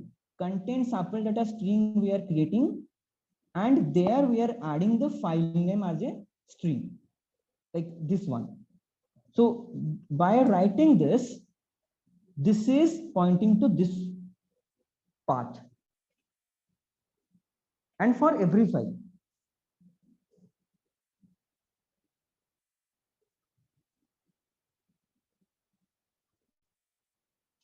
Now the thing is, because of the checkpoints, we are not able to delete it. For that, I was talking about the second method. That is a library called Subtle.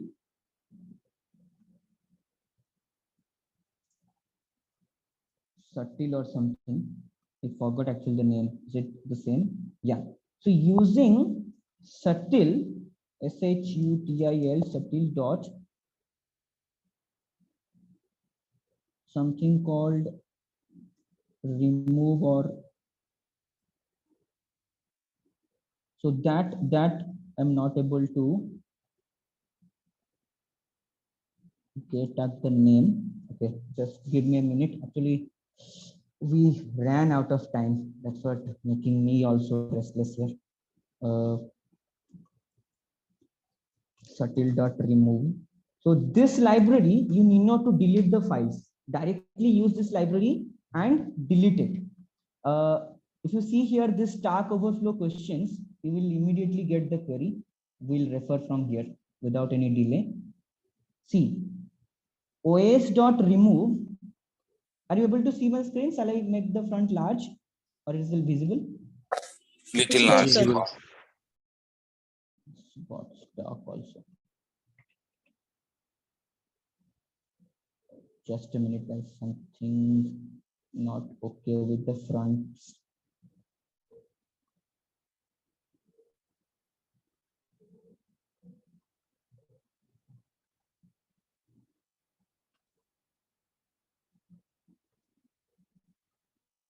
Now, okay. os.remove files, os.rmdir remove the directory, subtle.remove tree deletes the directory and all its content. You can see SHUTIL RM tree. Okay, so I was close. RM tree. Okay, subtle.rm tree. And if we'll pass this folder path here,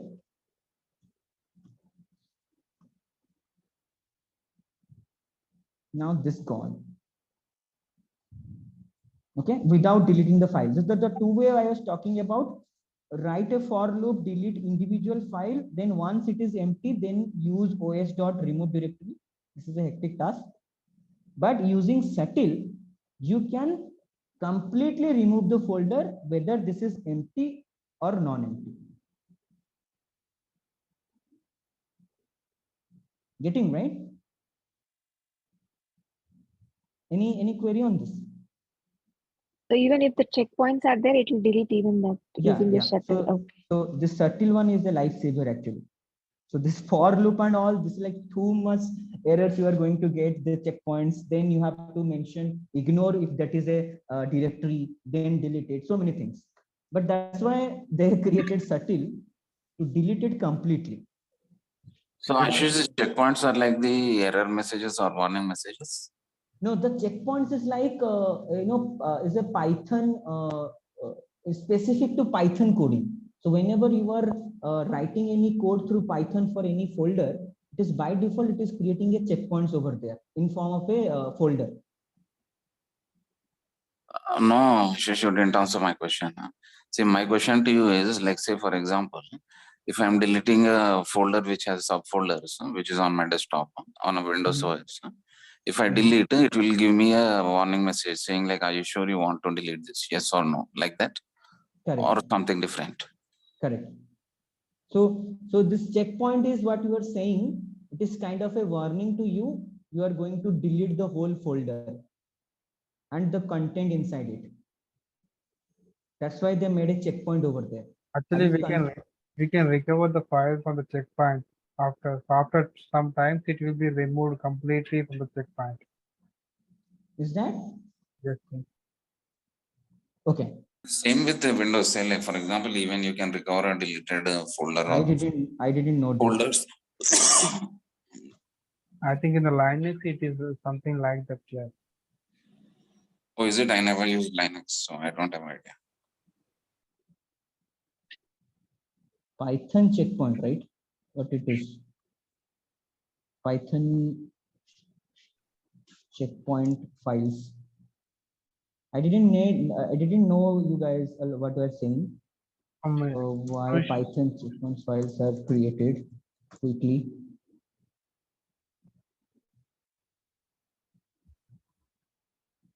Model definition, again some configuration file. Okay, not answering our question here. Okay, this is also we need to explore why the checkpoint files are getting created. I'm not sure about that, guys. No issues. Maybe I'm thinking to what you told, there's a warning when you delete something, right? Maybe it is like kind of a warning sign like, okay, this is not empty, you should not be deleting, maybe. But yeah, we can see that. So all okay with this file input and operation? We have 15 minutes left, so let's move to another concept called regular expression. Here it will take like exactly some time, so give me some time here. So what is regular expression means? When you deal with text related data, text specific data, then you have to search inside the text or the files, right? Any specific line, word, character, or group of characters, group of line. Let's say email address you want to find from the letter or whatever you have mentioned.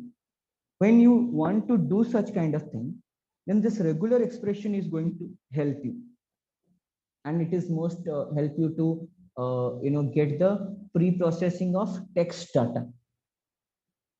Is this like Control F?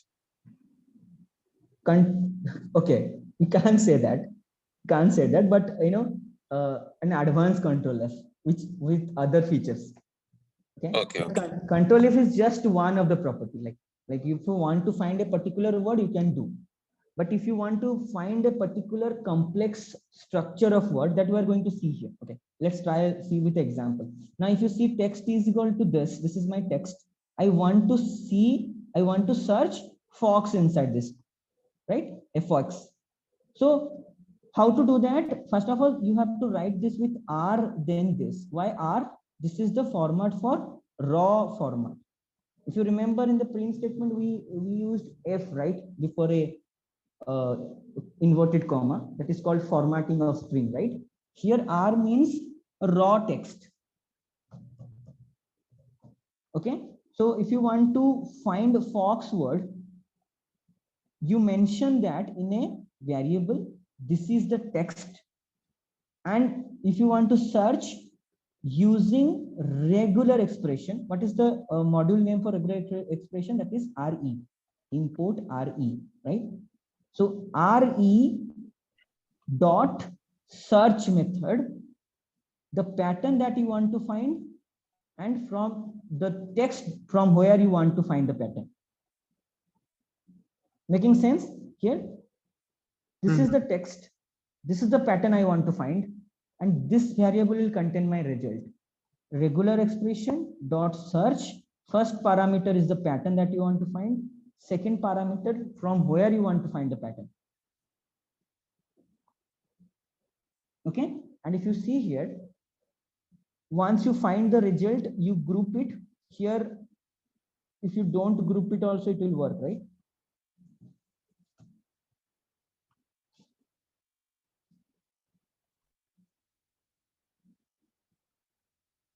Can you see the difference if I remove the group here? So that means it is, if I remove the group here, what it is doing? Can you see the result here? It is storing the data in this format. You found the match actually here. If you see here, Fox you found, but not in the format that we need. So group method will group your match data.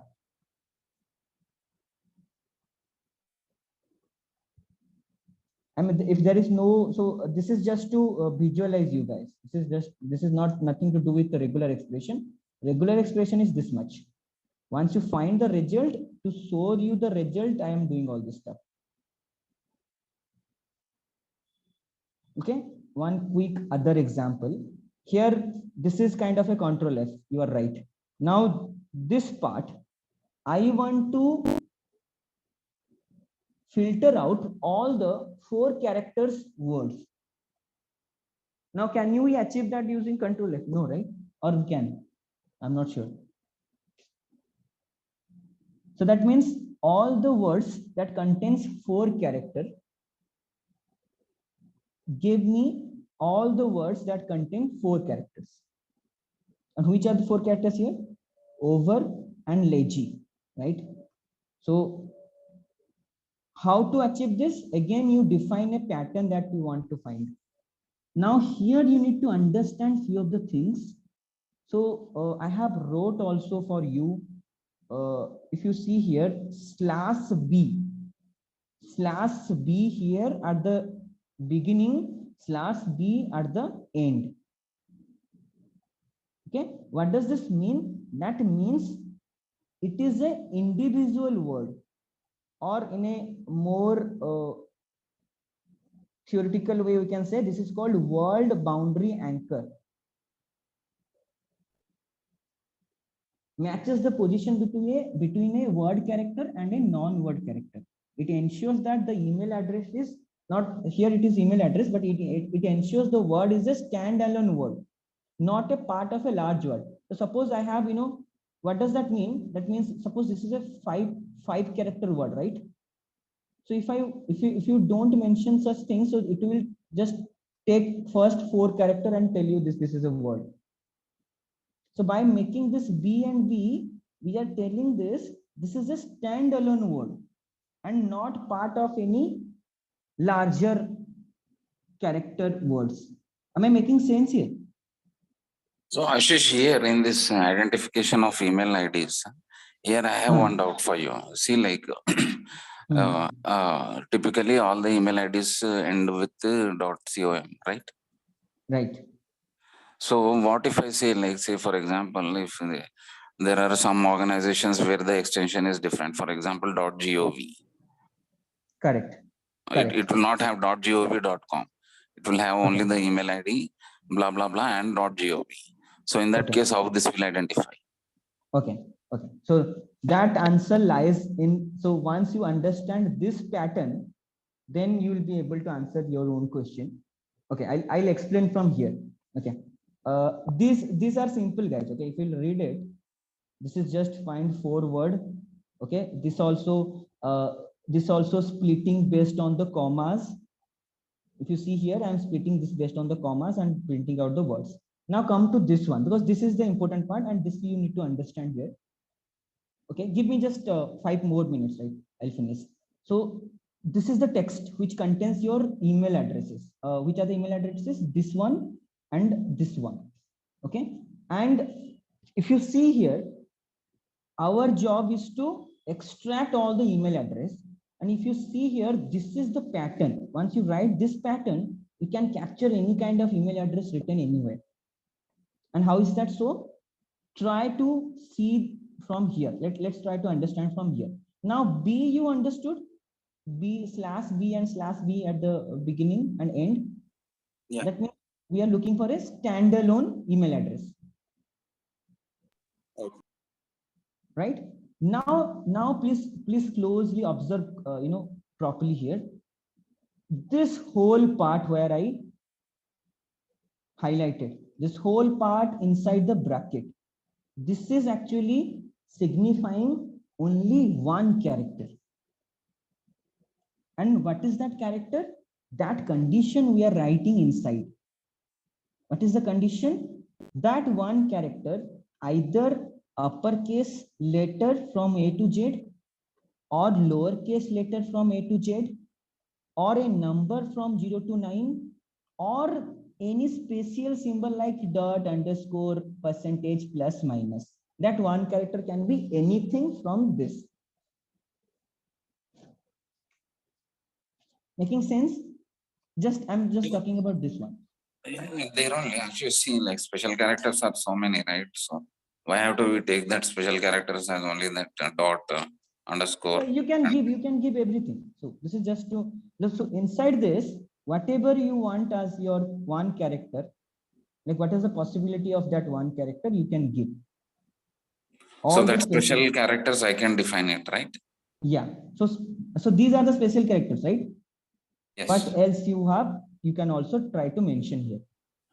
Okay. That means you are telling the system either anything from here in this list. If you find, let me know. Okay. Okay. So this is one character. This is to capture only one character. Now let's come to this plus. This plus means there's one character and more occurrences of this one character. Are you getting what is happening here? So you define to capture one character, and by giving plus here, you are telling to capture more occurrences of this character. That means a word. So can you see what happened here? We are going to capture the first word before @ whether you use any kind of symbol, any kind of uppercase, lowercase, whatever it may be, before @ whatever you mention, it is going to capture because of which part? This whole including plus. So now this whole including plus is what is the word before @.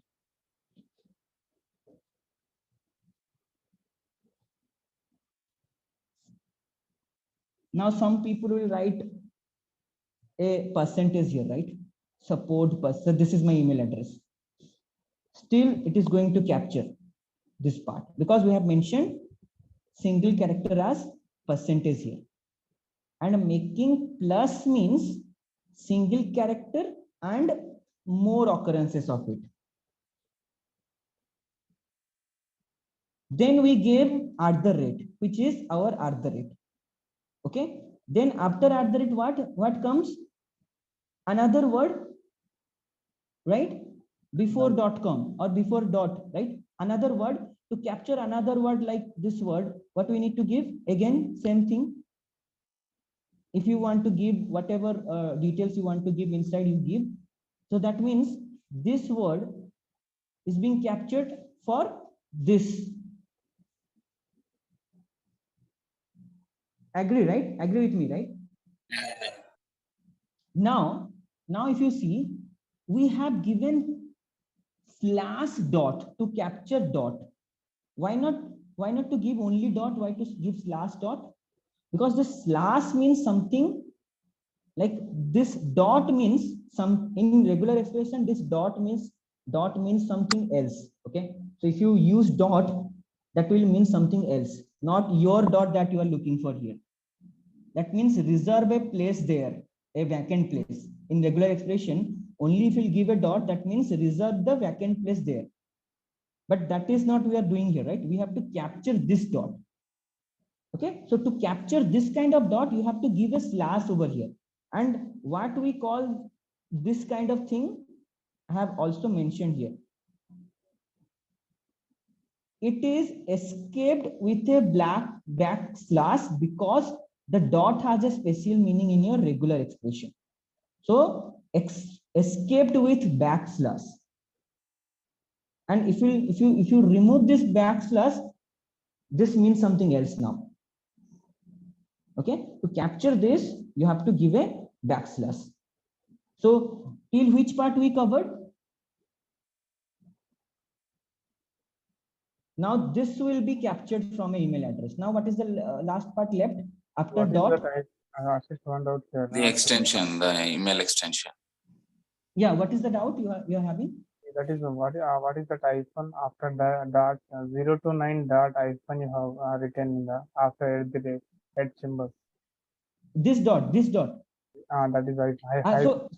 So if you mention this dot inside the bracket, then this is not going to bother you. This is the same thing as a special symbol. If you don't mention this inside the bracket, then this is going to bother you because that means something else in regular expression. Not only dot, all these special symbols, if we will remove this from this bracket and put it individually, that means something. Sir, we have to exactly write the same way you have written for. No, the order you can change. So you can write from 0, 9 first, then A to Z, then symbol. So basically you have to keep all the characters that you are going to capture here. Okay. But A to Z you have to mention like this, right? So this means all the uppercase A to Z. This means all lowercase A to Z. Now you can interchange the position of this small A to Z and capital A to Z. That is fine. Okay. Now till this part we captured. Now left this part. So this is, as you said, as per your question, it can be 3 word, it can be 4 word, it can be 2 word, dot co, dot in, right? Like that. So to capture that, what we are doing here, we are mentioning this word is a single character from A to Z or small A to Z or capital A to Z. And this part means 2 or more occurrence, 2 comma.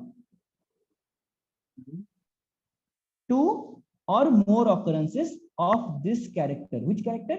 From A to Z or A to Z. Now if I remove this comma, if you see, we are getting empty list.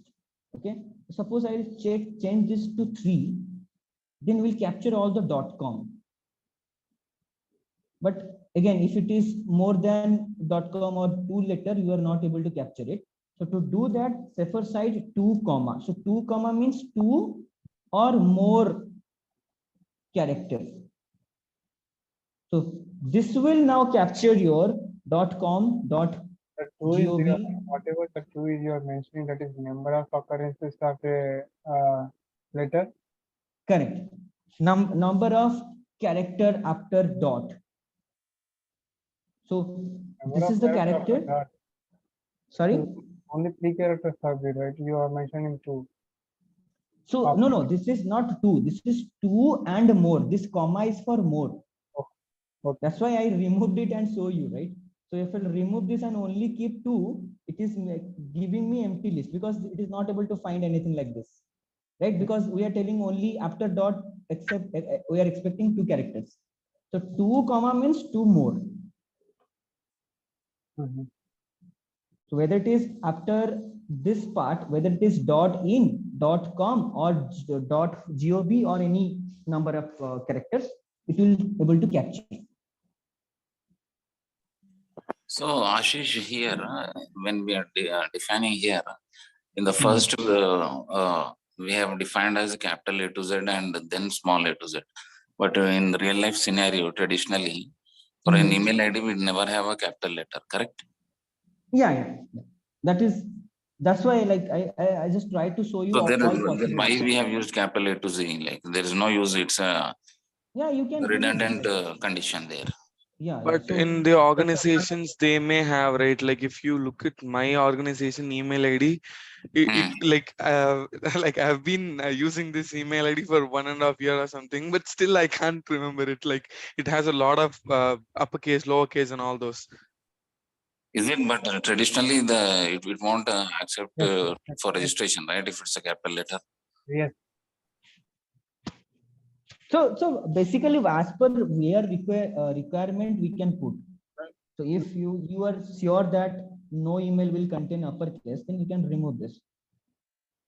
No, I'm not sure, Ashish. Like this is the traditional rules what they have devised. Okay. So you mean to say we should not be putting this A to Z cap, right? Because that is not the rule to Format get of an email ID. Yeah. email ID. Okay, maybe. But I think Dinesh is violating the rules. Okay, but yeah, so that's fine. You can remove it, right? You can remove it, and it will still work for Depends you. upon the string as text data, we can farm it, right? Yeah, but if it is not email, something else as per your requirement, Yes, it can be. then you have to put it, right? It is Yeah. not email. So the point is, see, to capture some particular expression, how I define this pattern. So based on your requirement also, you will be able to define pattern. So the thing is, you have to just spend some more time with regular expression. Then only you will Sir, be happy. one more question, like Yeah. in between that /b and the ending, can we just give it in the square brackets everything, like at the rate symbol, and at the end you can give plus, like one or more occurrences, right? Or we have to separate each word, like Okay, before so at the rate. what you are saying here, what I need to put this and here /b, slash /b. /b, like this, right? In a No, after /b, you'll have to start the square bracket. After slash, okay, okay. In that, you can just mention A to Z, 0 to 9, that's at the rate Okay. symbol, Like everything this, at like once. this, like this. Everything, like you have given separate that again, plus you have given at the rate again A to Z, 0 to 9. Oh, okay. So, okay. See, that's what it is not that much easy that we are looking for. So this means a single character. That's why I told this. This means this whole thing that we have written here inside this bracket, that means a single character. Character Okay. lessons, you meant to say like S alone in support at the example.com. S Correct. alone. Okay. Correct. It will capture. So this is to capture any single character between this range. Okay. And giving a plus sign, it is extending more characters. Yes, so we can include all the special characters, everything, and give plus, right? Okay. But that is not going to capture your pattern here. So the pattern is word, then at the rate, then word, then dot. If you give everything in this, you are not going to get the email address. You will get everything, this whole sentence. Oh, okay. Yeah, got it. Are you getting? So here the thing to understand is we are as per our requirement. We want to extract email. So we are creating a structure here, like our email. How it was written: a word, then a at the rate, then another word, then dot, then com. This is why we did all this drama. And if we'll put everything inside this will capture everything. Okay. That is a good question also. Yeah, so I have a question. Yeah. Why we are defining the number of characters there only after a dot? If you are not defining number of characters, then which one? This one.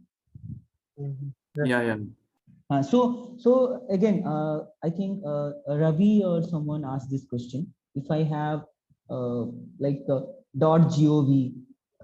.in, so after this dot, we have two character or three character or four character.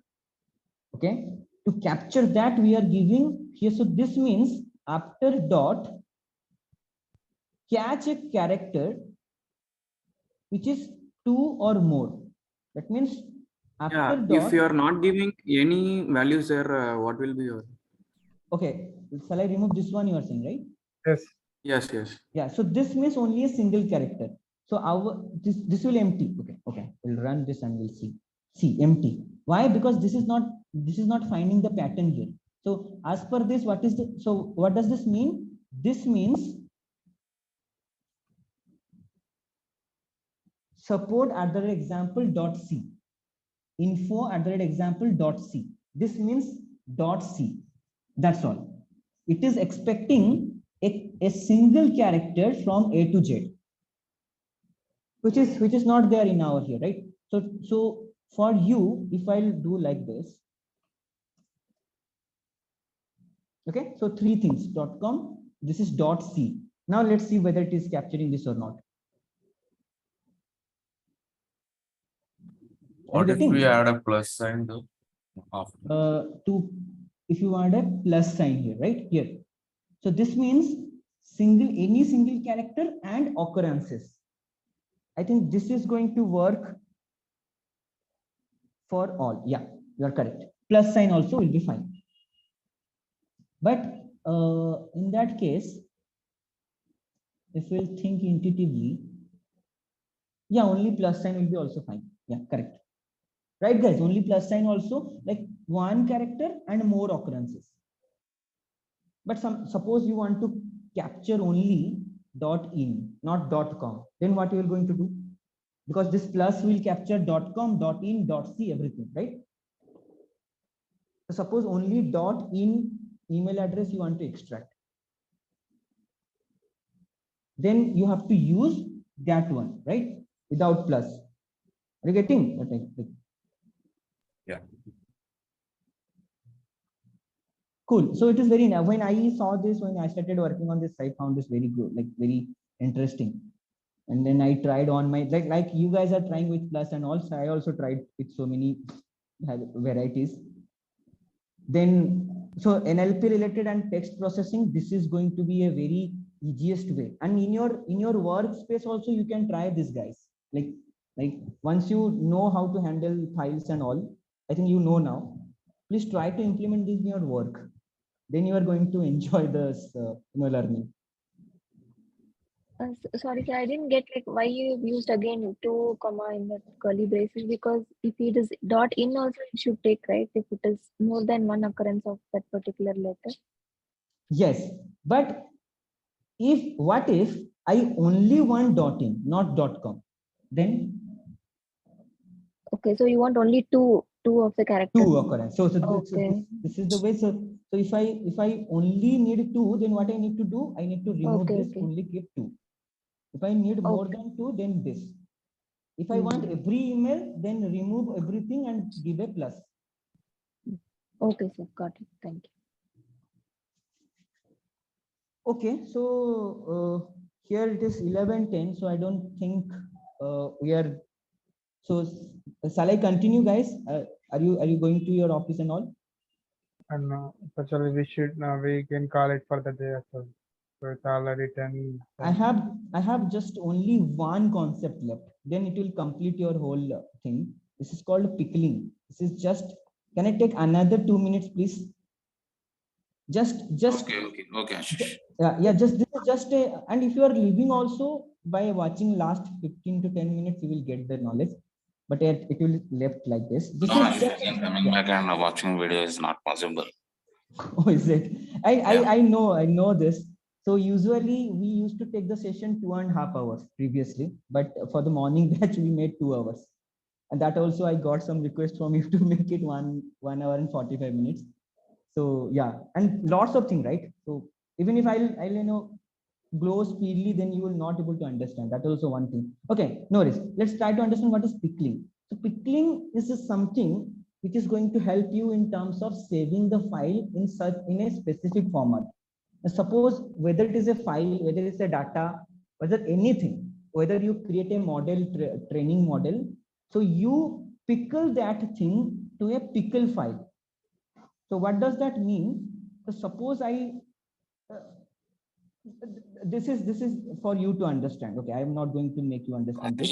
Pickle matlab, is it like the achar thing, like or what? Yeah, so you can see that. You can say that pickle like that achar and all. But No. What I meant is like the concept was I'm saying. So what is the concept there in pickle? See, like it's available 365 days, and we can use it Okay. anytime. Right. That also finds like a And correct it has and more good Kind shelf of a life. preserved food, right? Yeah. I'm So sorry? you are right. Exactly. So we are reserving the things somewhere. That's what you are saying here. Like the pickle. That's why. That's how we make pickles, right? Reserve in oil and keep it from somewhere. Then we can use later on the stage. This is same thing. It is happening. Same thing is happening. Just for a quick example, this is a data that I have, a small dictionary, right? Name Alice is equal to 30, right? Now, I want to save this data somewhere. I want to save this dictionary somewhere. How to do that? If you want to use pickle, can you think of how do I save this dictionary somewhere so that tomorrow when I'll come, I'll start using this data? Oh, so this pickle function will help us to, access the dictionary or a function as a library. Anything. You have to, compress it and save it somewhere. And later on the stage, you try to retrieve that and use it. For example, this is my data. This is how you are going to create a pickle file. And So I can use it anywhere, not in one file. Like if I'm naming a file like a hello, not only in that hello file I can use the pickle. I can use it in the another program also. Like if I'm creating another file as a assignment, in that assignment also I can use the pickle. That's the use of it. You're saying? Correct. So that means if I'll create a pickle file, I can download it and I can send to another developer and he can started using the same data from where you left off. Do we have to store this file in a common location so that it can be accessed So see here what we are doing, we are storing this data in a pickle file and the extension of the pickle file is .pickle or .pkl. Either both of them you have to use. Okay, so as we know how to write a file, right? So data.pickle file we are creating, and using pickle library, there is a method called dump. So this dump will take two arguments. One is the data that you want to store, and one is the file where you want to store the data. Can you see here what I'm doing? I'm creating a data.pickle file and I am dumping my data, which is a dictionary, into that pickle file, which is the name of my pickle file variable is pickle file, right here, this one. So if I'll do this, I'll comment it out. If I'll do this, what will happen? In my current directory, one data.pickle file will be created. Okay, once here the pickle underscore file is the folder name and pickle dot dump is the data in the folder, right or wrong? No, this is not a folder name. This is the variable name of your file, pickle file. If you see here, pickle file means open the pickle file as pickle file. So see, with open data.pickle. This is the file name which is going to be created here. And the variable name we are giving for this file is pickle file.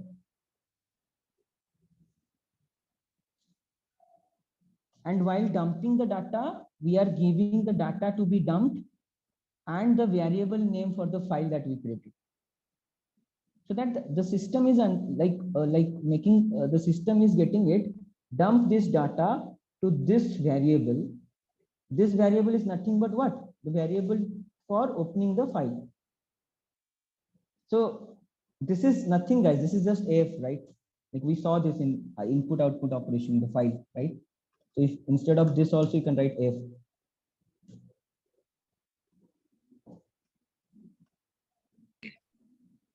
Okay, sir, can you please tell me the difference between the pickle file and the normal file? We can also do all the things with this with the type of normal file also, that we can able to send to another person. We have to import from in the another file or somewhat.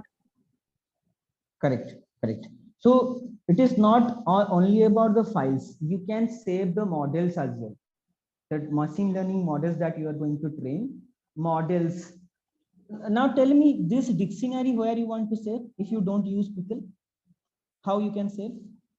You can either write it in a text file or save, right? That's one possible reason, like possible way, right? But if you write this in a text file, will it be in the form of a dictionary? No, this will be a form of a what? String. Okay, okay. Right, again you have to retrieve this and make sure this is a dictionary, then you start using this. But using pickle, you can dump it immediately and load it immediately and start again immediately without worrying about the type of the data you stored. Okay, sir. Okay. Okay, so let's see this code to load it. So once I created, so this actually should be written in a different piece of code. Data.pickle. So if you see here, I am trying. So here I used write mode to load, to dump the data. To access the data, I opened this in read mode. Okay, and pickle.load pickle file. So I am just loading now. Now this load method is taking only one argument, guys. The dump method is taking two arguments. And once you load the data, now this variable contains the information. Now if you do this, you got your dictionary back. So can you please explain this unpickling? Sorry? Can you please explain this unpickling of the dictionary again? Okay, sure. So first of all, we save this in a data.pickle file, right? And once we save this data in pickle file, now we are opening that file in with this command. This is, you are clear? Yes, sir. Same as we open any text file in the above cells, like input output file. Just open this file, whether it's the pickle file or any file. This is the syntax to open any kind of file, right? And once you open the file, then using pickle library, you have to call a method called load, which will load your pickle file. So this is also nothing but like f. If you're trying to be familiar with the previous code, this is just a variable name where we're storing the file details. After opening, we are storing the details in a variable, and while loading, we are passing that variable. That's all we're doing. And once you do this, you unpickled your data. Now this is easy, right? Any question on this? Okay, sir. That read mode for use we use or that B. It's what for is binary. okay, Binary. sir. So this is binary. Let's just like, you know, if we do read only also, that is fine. Not in binary mode. But I think we saved it in binary format. That's why you can't read it in without binary format. Okay. Okay, so this is So also for pickling, we need to first write it, then again to unpickle it first, then we need to read it, then unpickle that. Yes. So first you need to dump the data into a pickle file. Then you have to load the data from the pickle file. Then you can access the data using this, because you are loading the data from the pickle file in this variable, right? And if you print that variable, it will give you the required data that you pickled. After that, we can able to modify and all those things. After that, we also save in the same name of the file, right? Correct.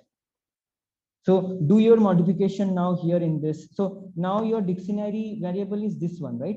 So you can modify, change the name, change the age, or add some new keys.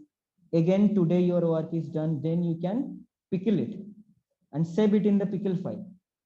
Then unpickle next morning and start working with your So code. like with that unpickled data, like we have the dictionary, we can able to work on it. Like can you show me how to change that dictionary's name through this pickle kind of thing? Okay, so now this is my dictionary, Mhm. right? Now, if I want to, modify something, how to modify something in the dictionary, how to access the keys, age, right? Key, yeah, age So what I need to give here? 50. Suppose, right now, if I'll see my Print unpickled data. should be 50, right? Yeah, yeah. Now, Okay. once you did these changes, again you can follow the steps of Like this. that pickle. Instead of data, this is now unpickled. This is the variable name, unpickled data. So this depends on you, the name what you are giving as variable name. This depends on Okay. you. So if I'm developing something, then I can just put it into the pickled file, then I can send it to whoever they want to develop it like that. Correct. Because Okay. this is making, this is very fast also and making the work fine for you. So now it is, I'm not going to explain this one, but this is intuitively, I'll tell you, you can define a class, you can create the object, and you can dump that object also to a pickle file, and you can start. Once this is done, you can retrieve the pickle file with load function, and you can again print the attribute name of that object. This is for you to play with. Okay. Sure. So with this, actually, your Python, most of the topics covered.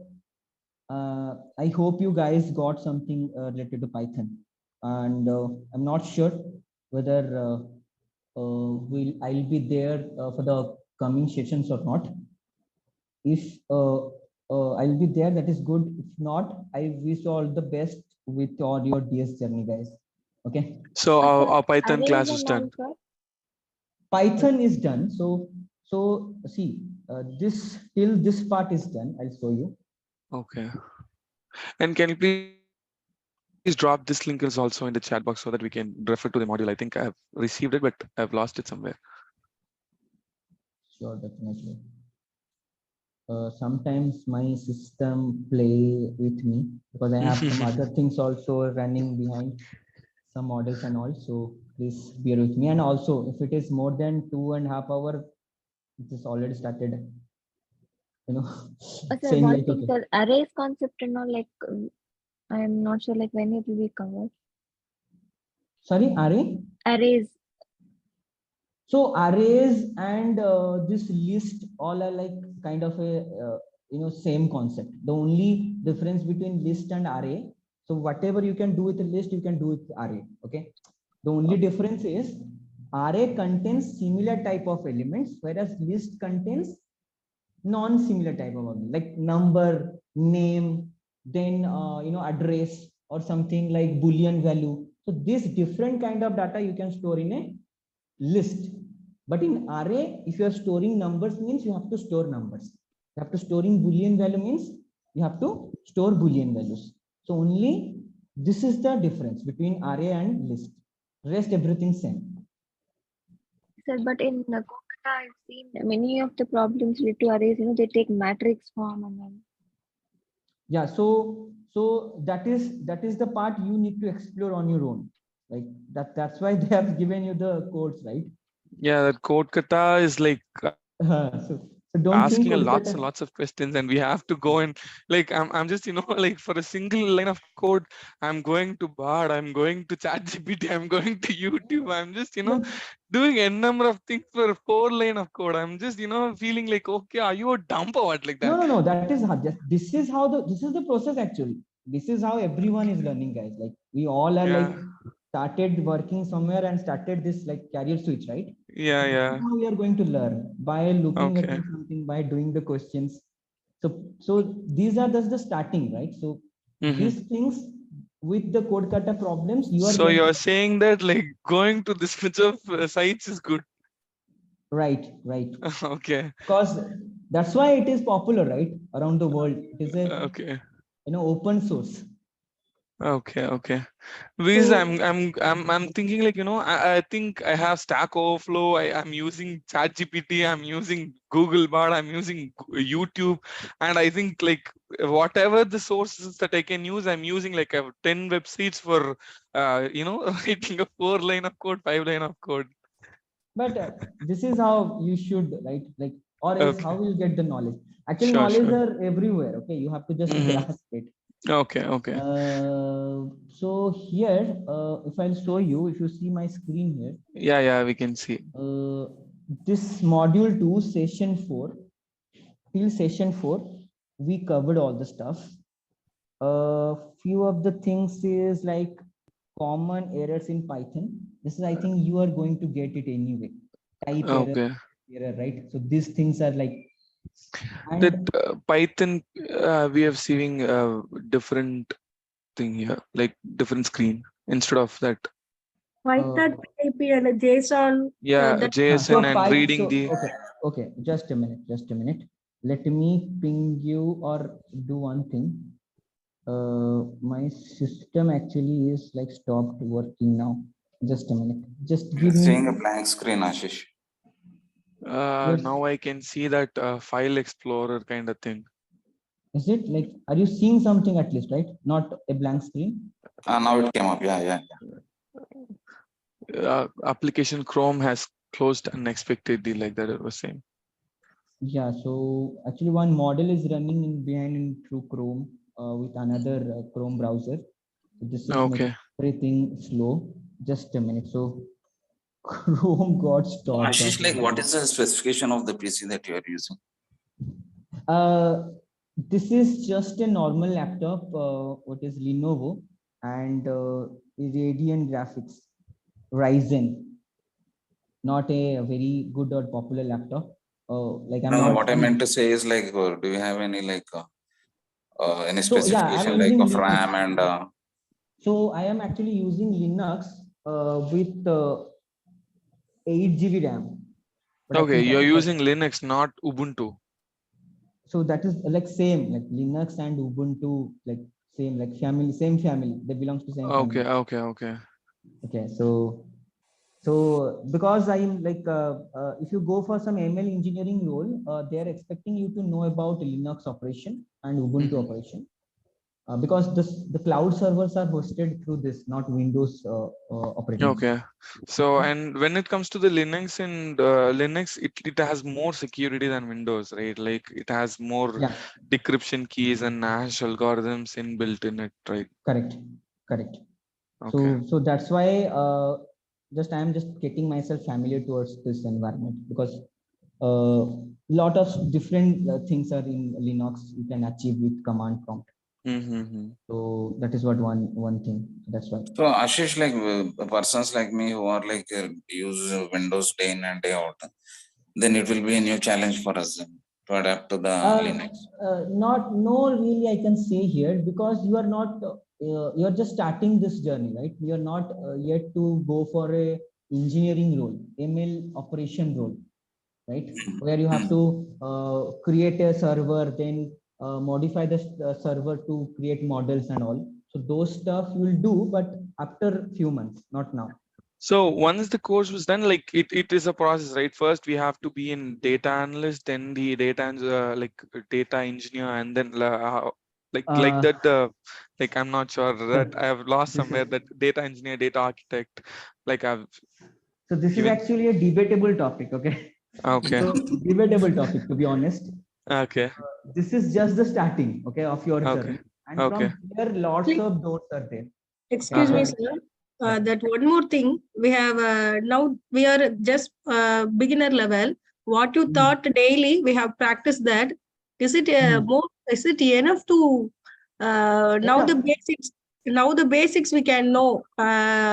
We can Right. do at myself. But is it that we are you are teaching the very basic or syntax or basic concepts that is we learn, but when we try to do a project or somewhat other things means it is a huge process.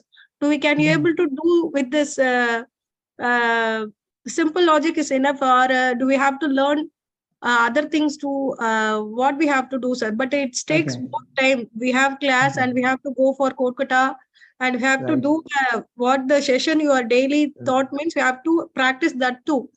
We Right. don't have frequent time for that. Right. For that, what we have to do, sir? Right, right. So this is a common question that is coming to everyone. Like even if I started also, I got this thing. Yeah.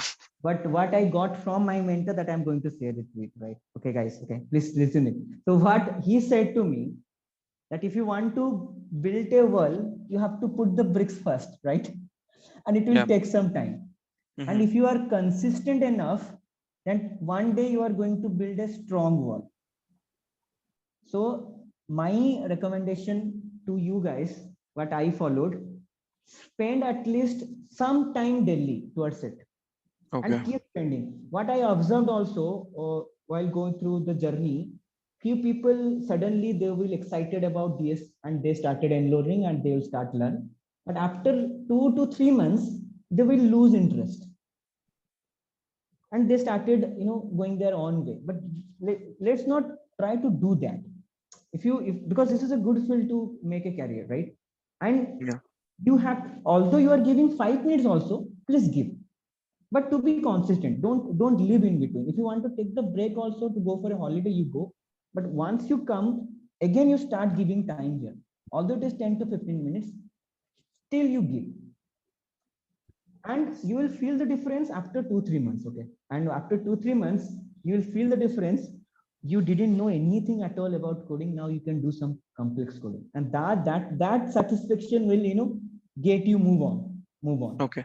And also when we were entering into a new organization with our new profile, like as a data scientist or a data analyst, whatever it is, like they won't expect us, like in the interview itself, like they won't expect us to, create a what do we call that? Like complex coding. They'll expect us to be in a beginner level, who can able to achieve what they were giving. Like in a beginner level only the questions will be, right? Don't Right. in that much of a complex way, right? So this challenge I also faced. You guys also going to face as part of we are like experienced guys, already have some professional knowledge. So it is pretty difficult to convince people that boss, I know these things. Okay, because they will ask you what is the relevant experience you have. Relevant experience means in this field, what is the experience you have. Now as an experienced person, it is very difficult to convince someone that I am experienced but not in this field, but I know the stuff. Okay. Okay, for that what you need to do, you need to create the profile. And when you say entry level things, it is not like that. Like different organizations have different demands. Someone wants you to hire as a data scientist, but they will make you work as a data analyst. Okay, this is the Okay. internal things. Some people Okay. will take you as a data scientist, but they will make you work as a operation, right? Operation means like create servers, create Okay. data, maintain Okay. database, because this all things are part of all, like whole DS course that you are studying. Gathering from data, creating database, storing data, visualize data, everything you can do. Okay. So this depends on the company, what they're trying to give you the task. Okay, so the interview and all those stuffs is based on the companies that we were going. So Right. they will expect, like they have some kind of expectation on the people. So with that expectation, the things will work. Right. Yeah. Right. Adding to that, apart from this, the projects we are doing here, right? Live projects, and we are storing it in our Git profile. That will also help us to showcase our profile and Yeah, how much definitely. we are strong in that. So Definitely. based on that Definitely. also we can show that Okay, at least we have so tried in yeah, that. so like it's totally depends on the company, and it's totally depend on the interviewer, I think. Like Yeah. like when it comes to my experience, like I think when I have attended the interview in my current organization, like there is a people's like 150 people are around there. Like I feel like, okay, I'm gonna like throw out in the first round itself, but like 3 people were selected and I made it out. Like maybe like that it may happens like sometimes. Yeah. So Yeah. what I can, what I can suggest you on this, don't try to look for a job here right now. Okay. Just Okay. trying to get the knowledge. Knowledge. Okay. please run after the knowledge. After Mhm. few months, you will realize what is the difference, because Sure. this industry is very dynamic here. Mhm. Even if you go 1 year back, the recruitment process for a data scientist is totally different right now because of this chat GPT and all this stuff. Okay, because now you can write a code within 5 minutes, which was taking 1 week for you, to be honest. Yeah, like Right? it's true. It's true. So if you want me to be a good developer, I can say now a good developer by keeping chat GPT at my right hand side, right? Okay. So now the system is changing. It's a dynamic now. It's like still changing. We're not Okay. sure what should be the process that companies, but the thing is we have to keep ourselves ready for the situation by making a good profile, by making a GitHub profile, keep adding projects every month, so that people will get to know that, okay, this guy knows and this is the proof. GitHub profile, any blog that you are going to write, right?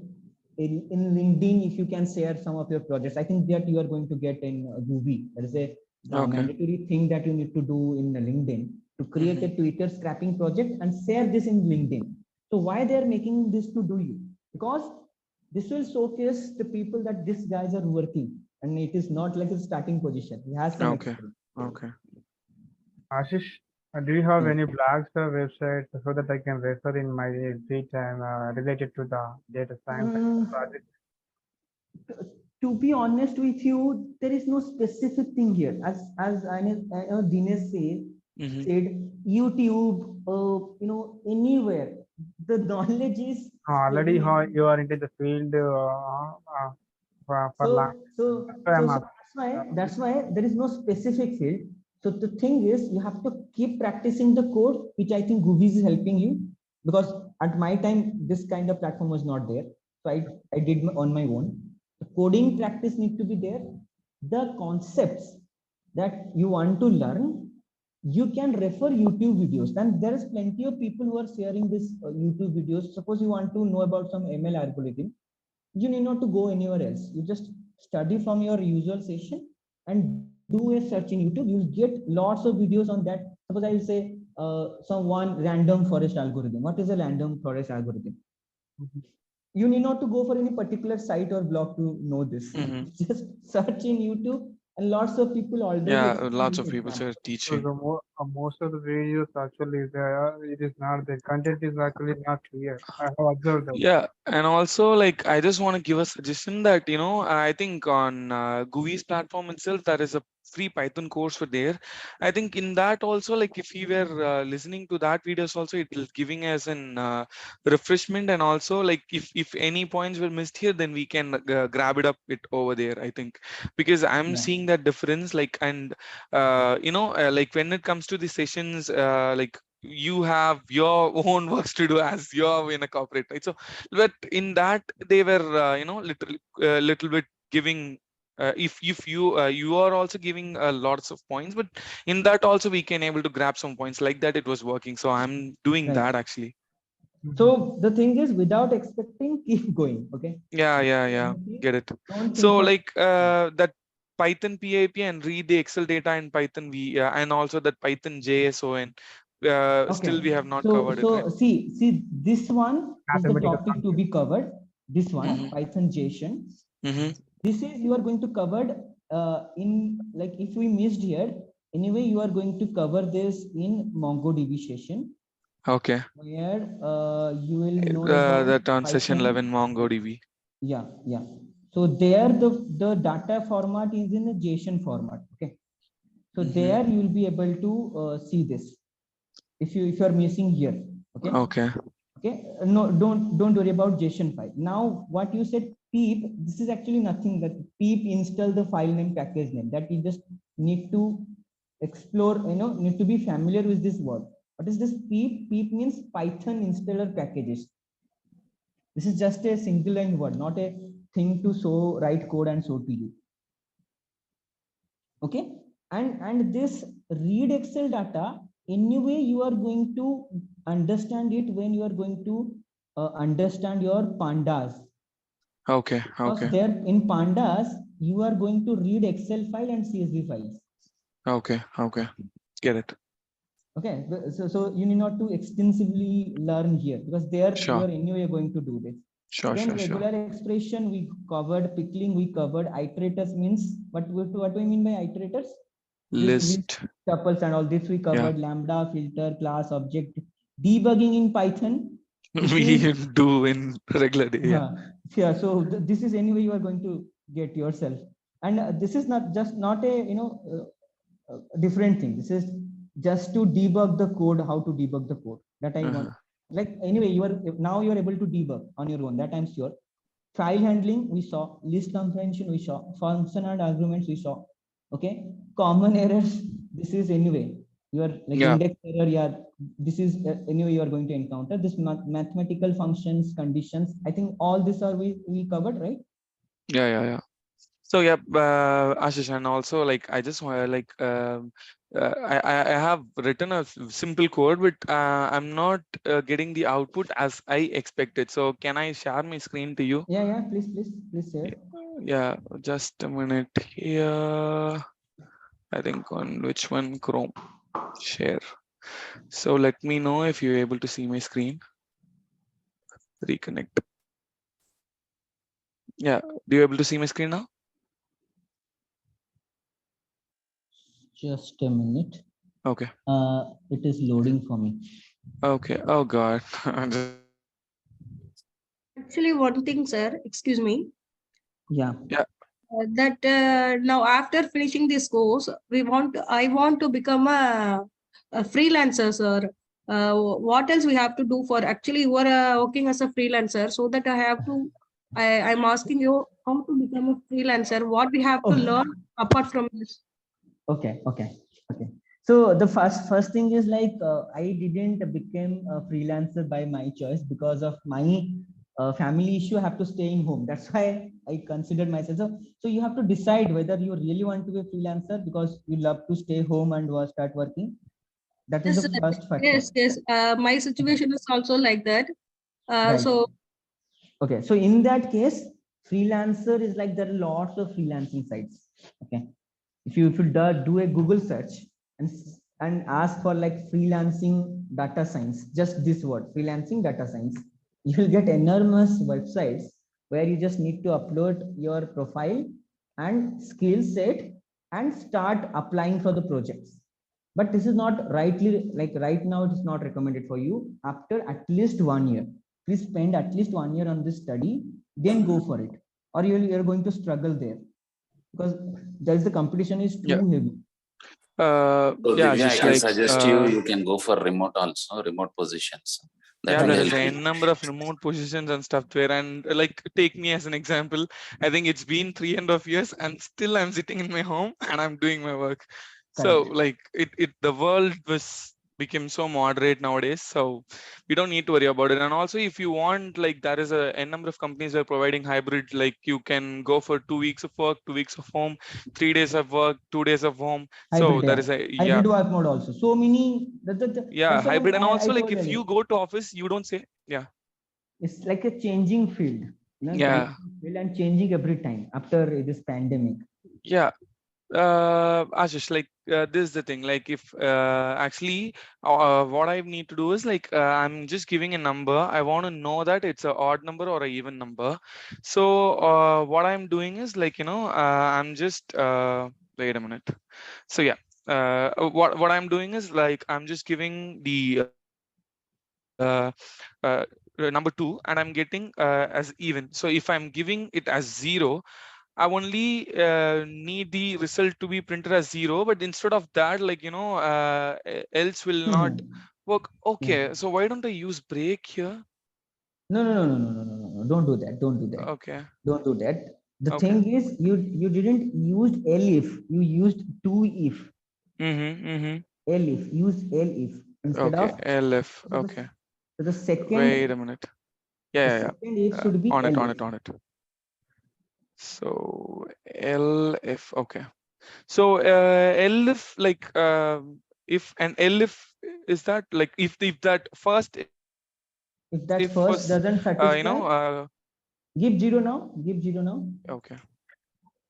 Okay, so that if thing was work like, if elif thing was work like, if the first if statement was not satisfied, then only this will be executed. If not, it will not be executed, right? Right, correct. So Okay, one okay, by one Ashish. it will go based on the. Sure. Yeah, and Yeah. So I think that is what is the what. time now? Okay, so Yeah, that is 12. what I have. And thank you, Ashish. Thank you, Uh, guys. And yeah. you are saying that it's your last session for us. Okay, so see, this is a, in Ruby, this is a dynamic structure actually. It's not like one mentor will take it. That is also making sense. You have to listen multiple people. Yeah. Yes, Right? yes. Yeah, So get it. maybe there is a chance. I'm not sure. Maybe there is a chance Mm. that maybe some other mentor will assign. Maybe I'm not sure. Okay, That will be okay. depend upon the coordinators and the management. But yeah, in case we don't meet, that's why I said if we will meet, then it's okay. Like I'm happy. Okay. Sure. Okay, guys. Okay, then let's go and happy weekend. Thank you, sir. Thank you. Yeah, thank you, Ashish. And we'll be in touch. However, like if we were raising a query, somehow you're gonna come, right? Yeah, definitely. Yeah. Thank you, guys. Have a good day.